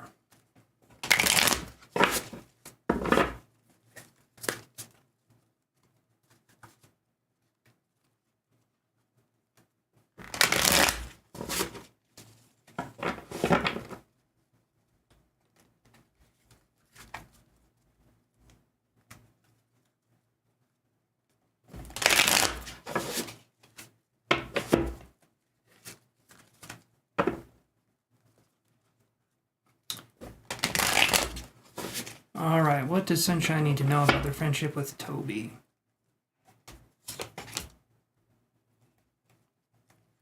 All right. So here's what I get for you, Sunshine. I'm using a different deck here, but this card is the Fountain card, okay?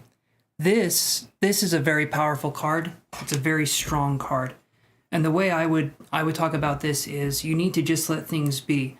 You're saying you're being vulnerable. That's really good. Even if something doesn't work out with this person, and I'm not saying it will or it won't, I'm saying this. Focus on allowing yourself to be vulnerable. Never lose that feeling. The harder it is for us to be vulnerable, the harder it's going to be for us to find love, okay? So vulnerability is absolutely the start of it. And the thing that you need to know is that whatever is meant to happen will happen organically. If you feel like you really have to work hard to gain someone's love, respect, or appreciation, like you have to really overextend yourself, that's not the person for you. We shouldn't have to do anything like that. It should be something that's freely given, or there should be interest that's reciprocated, right? And so in this situation, let things happen the way they're meant to happen. Right, this is a friendship, nothing more. Okay, so then let things happen the way they're meant to happen. Don't force anything, have it be an organic situation, and just allow yourself to be vulnerable. That's going to be the best thing towards working towards a friendship. You want to allow yourself to be vulnerable, because that's what it's about. Friendships, relationships, family relationships, whatever it happens to be, there needs to be that feeling of like being able to express yourself and eventually getting more and more comfortable doing so. So that's what I'm seeing there. Just have it be an organic process, Sunshine, because that's going to be the best. Awesome. Thank you, Krishanda Mudali. Hopefully I said that right. Thank you so much for becoming a public subscriber. Very much appreciated. Okay.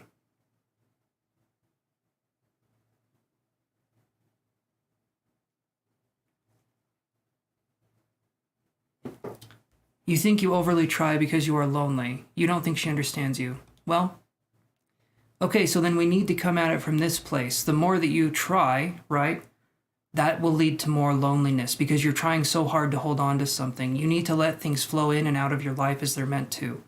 I understand being lonely isn't a fun thing to feel, but focus on allowing yourself to step back a little bit and see what happens then. Because if you keep overly trying, you keep having the nice guy, nice girl approach or whatever it happens to be, you're going to burn yourself out because you're trying to accommodate another person so much, or you're trying to show so much interest in something else that in the end, it's not really who you are.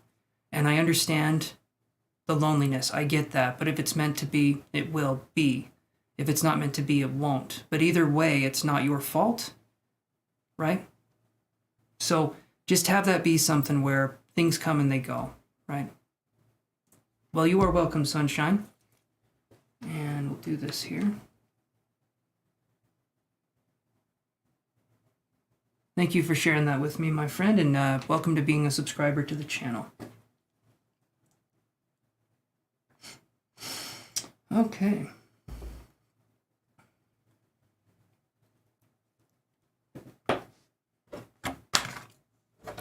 Well, that's essentially everyone on the list. I can wait a little bit longer because we did have someone become a subscriber not too long ago, so if they want to ask their question, I can wait a little bit.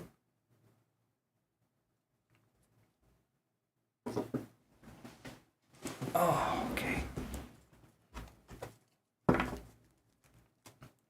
And if you guys have a topic you want to talk about, that is true. The more I try, the lonely feelings are heightened. Absolutely. Absolutely. We need to step back. It feels comfortable for us to try too hard, but I want you to focus on doing things that are uncomfortable for you. That's where we have success. If we can be comfortable doing things that are uncomfortable, that generally means we're going in the right direction. Hey there, AJS. How are you doing? Did you have a question? I can put you on the list here.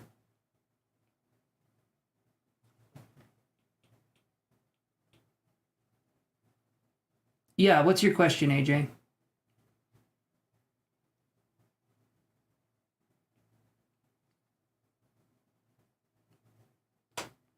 Perfect, sunshine. Have a good one, okay? Awesome, Cassandra, you're back. Did the grape tea make you go to the bathroom? It sounds like it would. Sounds like I've never heard of grape tea. Nadia, yes, you can ask. You'll be after AJS. Thank you so much, Nadia. I'm reading AJS right now.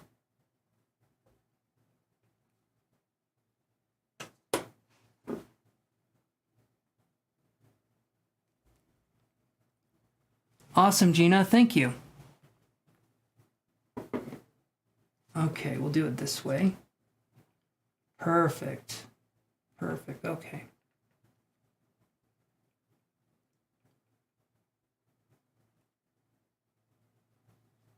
So here's what we'll do, Gina. I'll read AJS, and then I'll read you, and then I'll read Nadia after, because you donated. But I'm doing this one first, so hold on one second. You want to know, will you ever be able to be confident about your appearance? Let's look here. But thank you again, Gina, for the donation. Let's see. All right, so we're talking about this. AJ, you want to know if you will ever be able to be confident about your appearance. Okay. So this is going to be something that I feel like I can talk about in depth, in a way. When I was younger, I'm not getting emotional. My voice is just kind of giving out. When I was younger, I had horrible cystic acne all over my face and my body. Like it would hurt when I would lay on a pillow a certain way because my face was so swollen. And I had that since I was like 12 up until I was like in my 20s.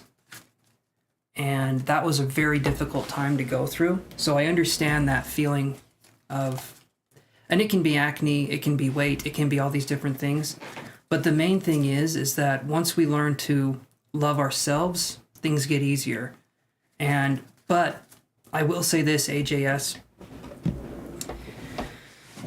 we also have to quit doing this, okay? We have to quit people pleasing, and we have to quit with perfectionistic tendencies and things like that.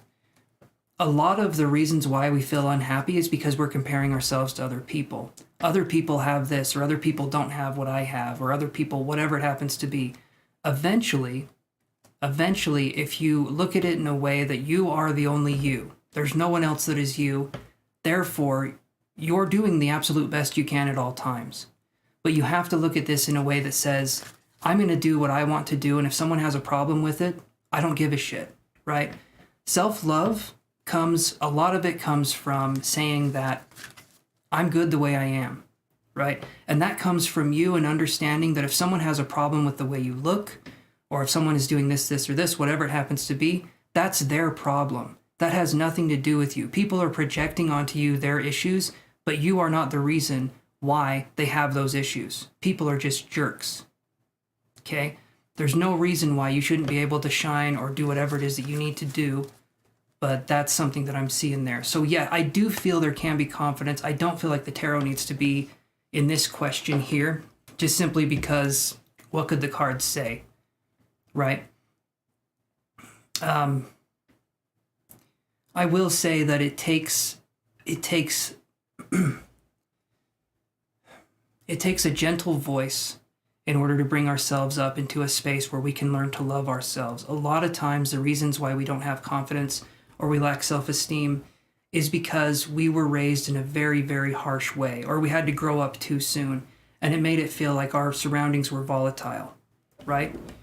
And that's something that I feel is it's hard for us to break that barrier, but it's not impossible for us to look at ourselves and to be happy with what we see in the mirror. But it ultimately comes down to you looking at yourself, saying that you are enough, and realizing that other people's issues are other people's issues, okay? No matter what you look like, if someone can't appreciate you or understand you, that's their issue, not yours. And thank you, Cassandra. That's very sweet of you to say that.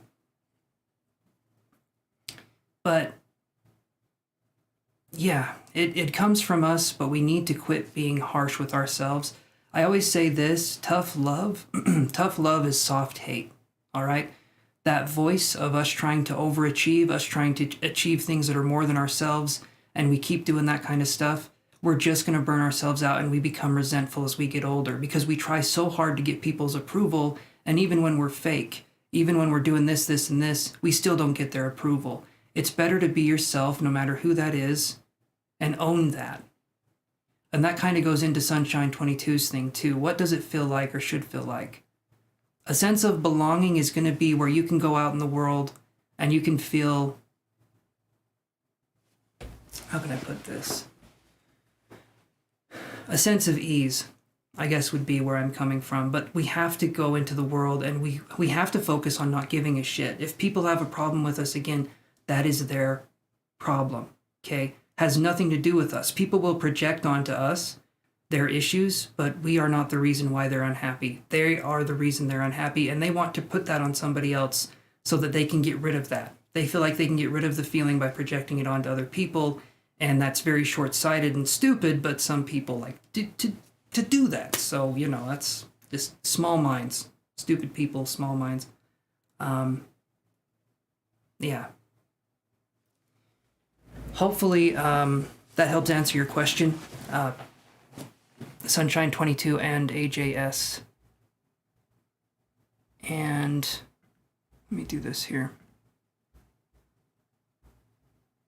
So, Gina, what was your question?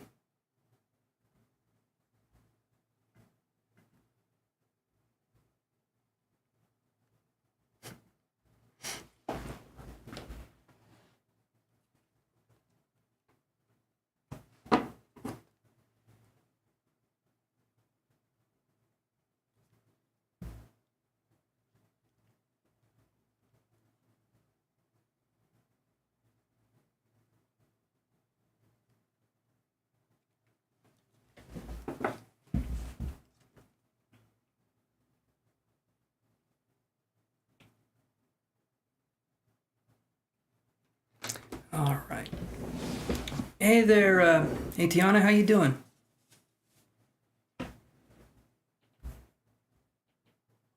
All right, let me do this here.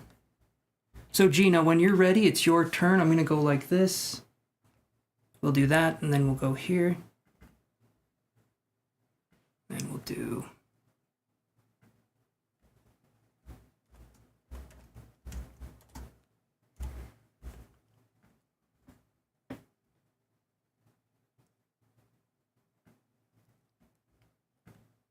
That's a good question, Nina. What do I do to help my anxiety, or anyone else, right? There's Gina, okay. Oh, thank you, Nina. Very sweet. I'm just wondering if you can provide any clarity on whether or not my friend is being truthful to me. Yeah, I think we can do that. All right.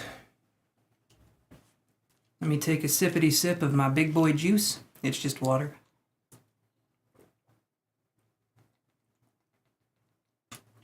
Yes, Nadia, you're on the list. You are definitely on the list. I'm just doing the paid reading here now, so let's focus on this for Gina. Gina is wondering if their friend is being truthful to them. Let's take a gander and meander on through. Let's see.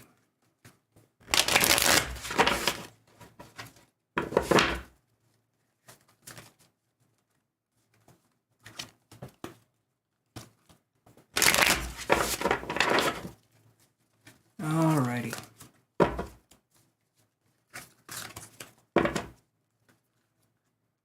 Yes, Tiana, I can put you on the list. Yes, Queen 9, I do. I do lives quite often. This week, I'm probably going to be doing a live.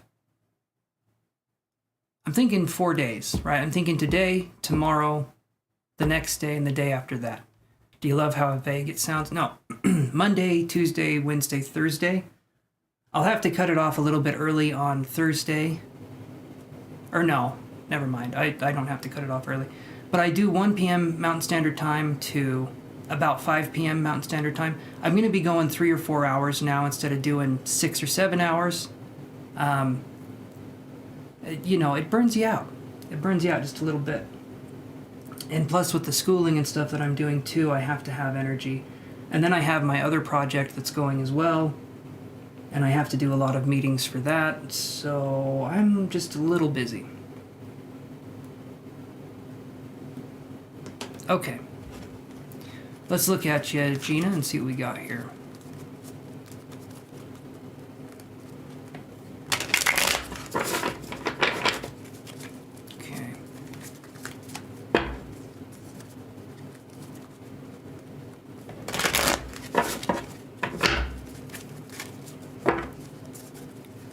Alright, Gina's wondering if her friend is being truthful. And I am too. Thank you, Queen 9. I will take... Well, now I've got to clean up the stuff everywhere. Those damn streamers, when you pop them off, I'm going to have to vacuum this room now. Even virtually, it still gets everywhere. Alright.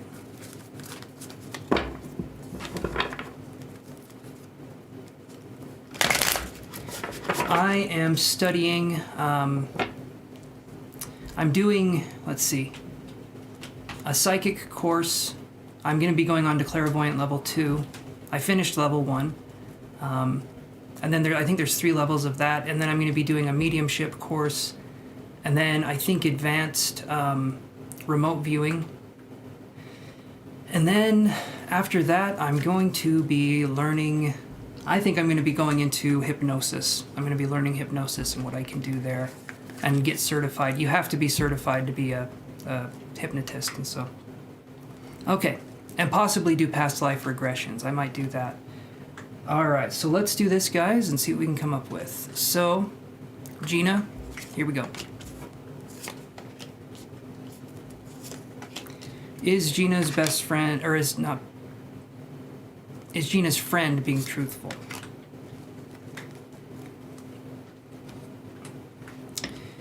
All right, very first card we get is the Ten of Coins. Okay. Then we get the Hanged Man in reverse. And it looks like he's the upright man. It kind of looks like... And when I see this guy, I see Jeff Bezos, right? You probably can't see it, but he's bald like Jeff Bezos. He looks like Jeff Bezos. I see him as Jeff Bezos, the Amazon guy. Two of Coins. There it is.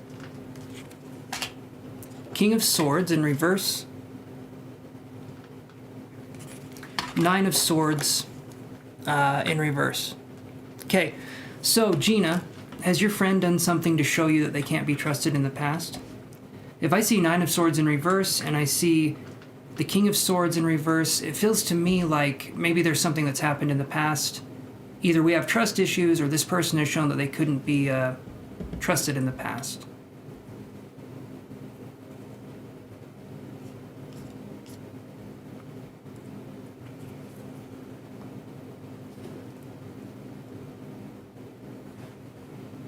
There's Trixie.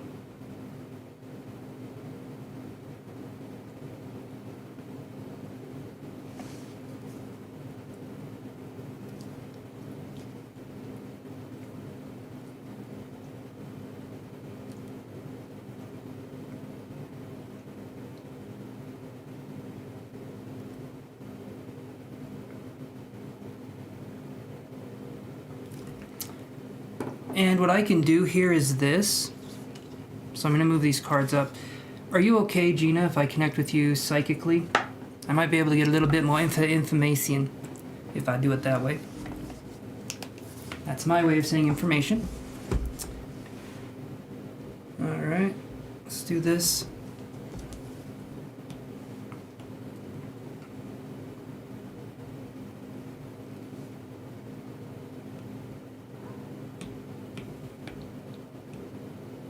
Trixie, what do you see, hon? What do you see out there? What do you see?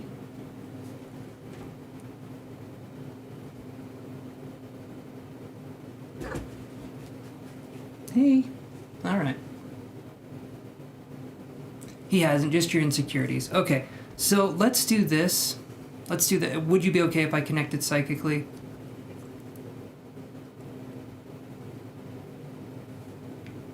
If not, that's fine. It's your energy. I'm just asking.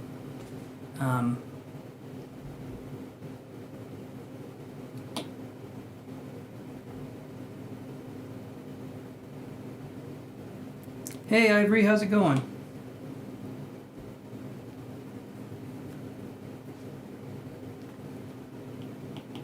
Why doesn't the Apple Pencil work for phones? You know, I know it's a weird thing to be like, I need to write something on my phone, but just, you know, tappity tap, and then you go over here and you can tap. Thank you, Gina. I appreciate that. Let's look here. Very first thing I'm getting is, I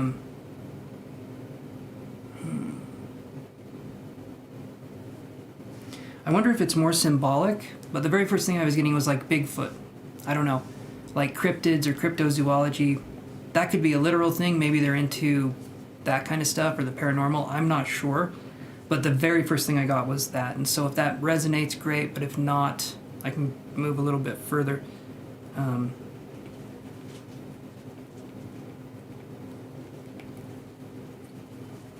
We have big feets here in Utah. I say feets because that's the plural of Bigfoot. Big feets. All right. We also have small hands. That's something completely different, but there's several of those. All right. So let me do this here, and let me go like this. And I'm gonna kind of dive into your energy and then sort of see where he's coming from. So give me a second to tune in, and let's see what we can come up with here.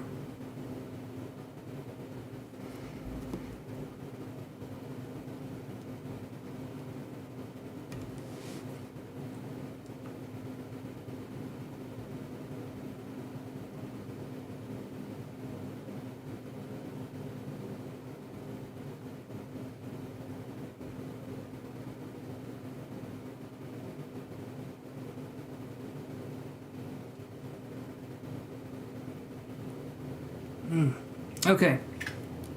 So Gina, I feel like the person's truthful. I feel like maybe they can exaggerate things. Oh, that was one of your first convos. Awesome. So that would make sense.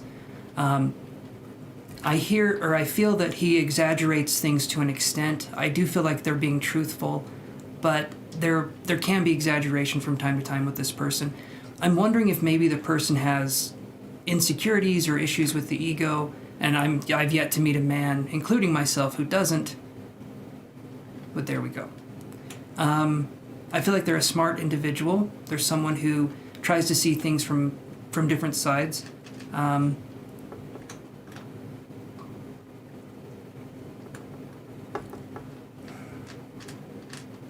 I don't feel like they're lying. It just feels like there's exaggerations of the truth, or there's like an elongation of the truth. Which, by the way, if you guys didn't know, Elon Musk is short for elongated muskrat, or is long for elong. Anyway, his name is elongated muskrat, but he has to shorten it so it's easy for him to write. Beautiful name. It means long muskrat in English. All right, so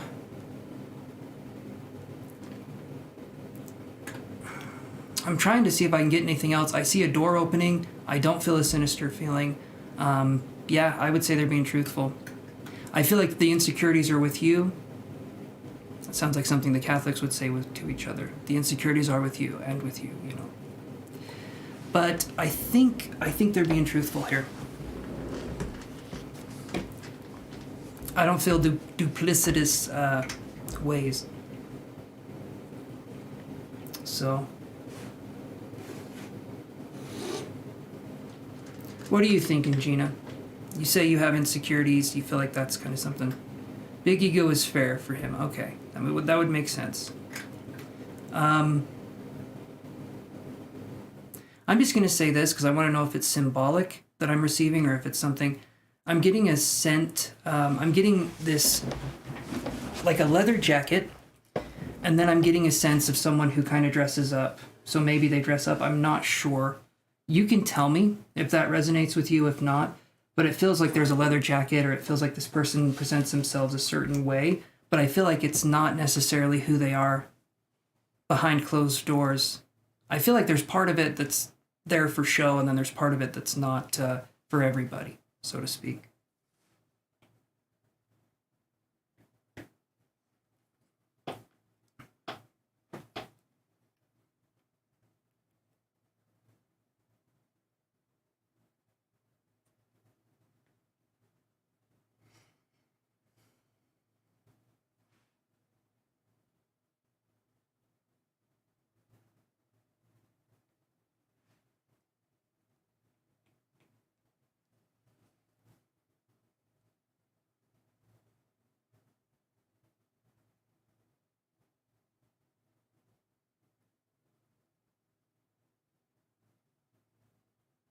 I'm also feeling like I'm kind of, I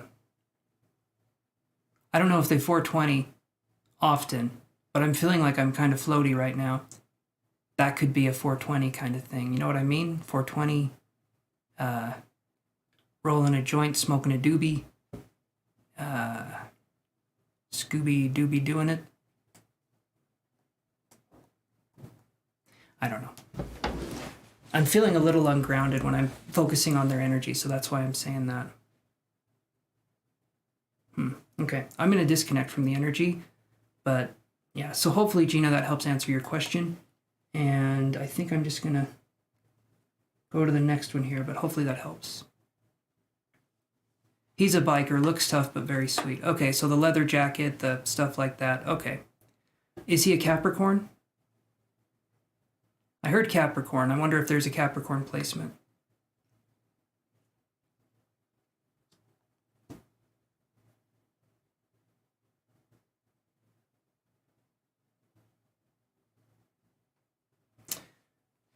All right, I think we'll go back to the free ones here.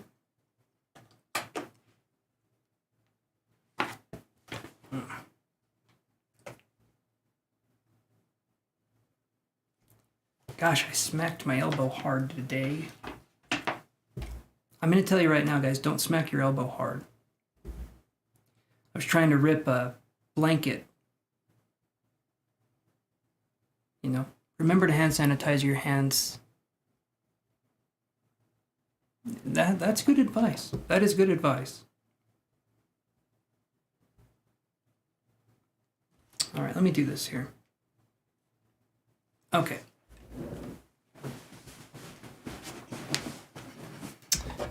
Let's put these over here. And thank you, Gina, for the donation. And I'm going to move on to our next thing here. You're very welcome, Gina. You're very, very welcome. All right. Let me do this.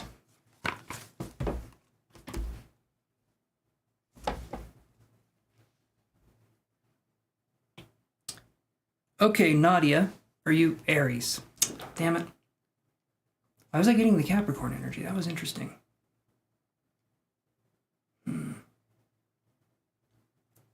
Well, I'm still learning. All right, Nadia, hopefully you're still there.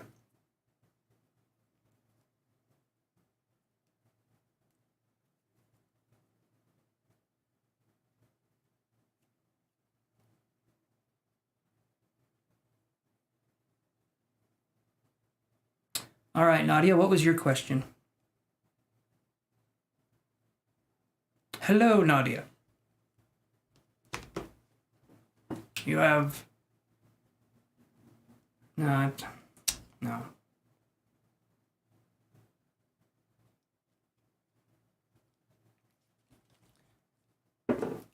Okay.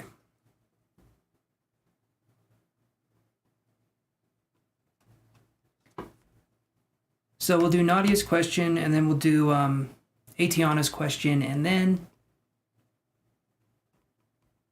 Sure, Nadia, yeah. So, Atiana, if you'd want to ask your question, go for it. I'm not going to be sticking around. I'm going to cut off here, so I appreciate you guys coming on here, but 5 o'clock is my limit here. I can't go on any longer. Trying to cut them off a little bit early. I can be on here sometimes for 7 hours. It's a little tough on you.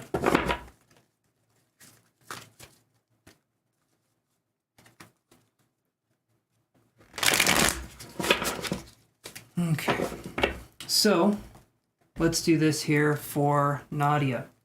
What career messages does Nadia need to know, Dia? All right.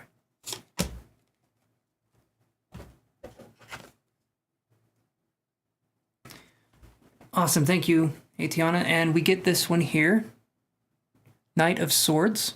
All right. We have this strapping young blurry gentleman sticking up that sword, as blurry gentlemen do. And here's what I'm feeling. What do you need to know about your career? Focus on allowing things to come to you is going to be the first thing. But don't overthink. The Knight of Swords is a card where we can be focusing on overthinking, or maybe feeling like we're doing too much. I was feeling something right here on my wrist. I don't know if you have pain on your wrist right here, but it could also, to me, just be that you're overextending yourself or you're thinking too much about what needs to be done. And then I heard the word security, which is interesting.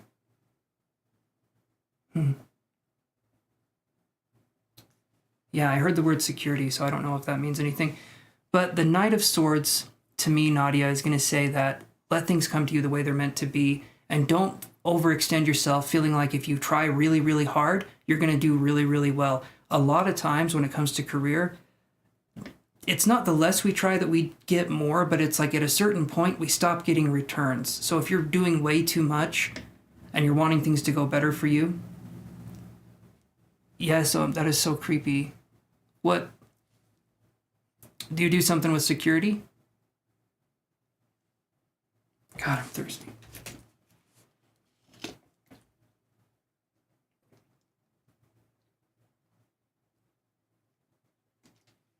Oh, man.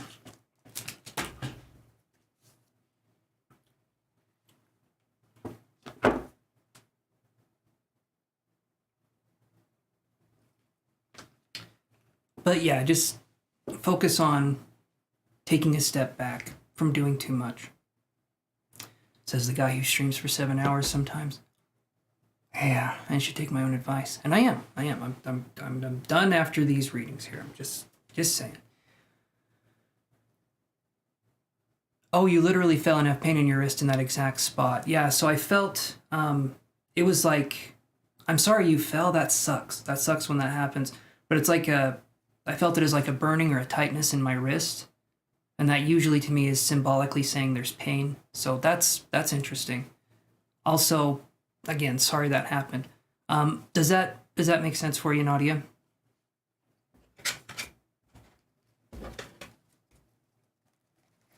I'm gonna do this one. So, Atiana says, how does Pablo feel about you currently? I'm gonna go to that one here. How does Pablo feel about Atiana currently? That's how my guides like to communicate. Sometimes it's through experiencing physical pain. Sometimes I will actually be in physical pain. But it's generally like a psychic pain. It's not real, but it feels real sometimes.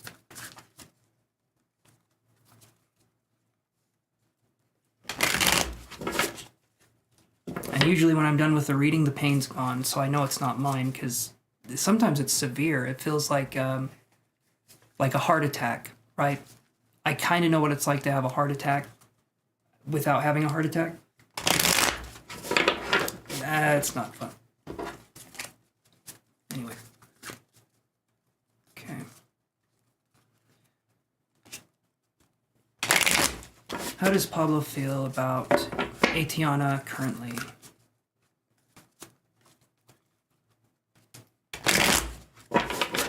I hope so too. Nadia. But if you need to, I would say go to the doctor rather than not go if it's something you feel like you need.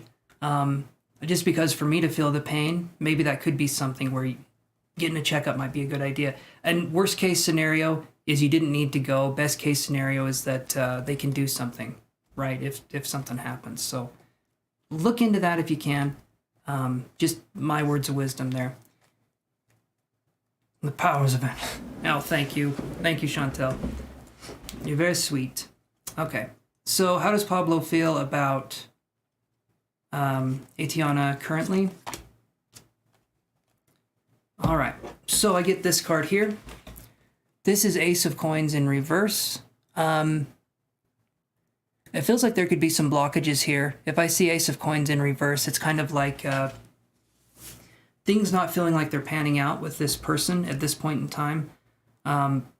It's not necessarily like the most negative connection, but it's like there's something blocking this connection in a fundamental way. Maybe this person, it could be the person maybe doesn't think highly of you, or it could be this person has other things going on where they're not focused on emotion or, in that space. Like something else is going on in their life that's taking their attention. So that's the way I would read it. It doesn't feel like there's a connection with Pablo at the moment. Doesn't mean there won't be in the future, but as I always say, live your life for the moment. Don't live your life for the future. So that's what I'm seeing there, Atiana. So hopefully that helps. I would say move on if you can to do something else there. There we go. And yeah, so thank you guys for coming on here. I really appreciate everyone for coming on, and I will be on tomorrow, 1 o'clock until about 5. So everyone take care. Have a good evening, and I will see you guys tomorrow. So toodaloo, everybody. And thanks again, guys, for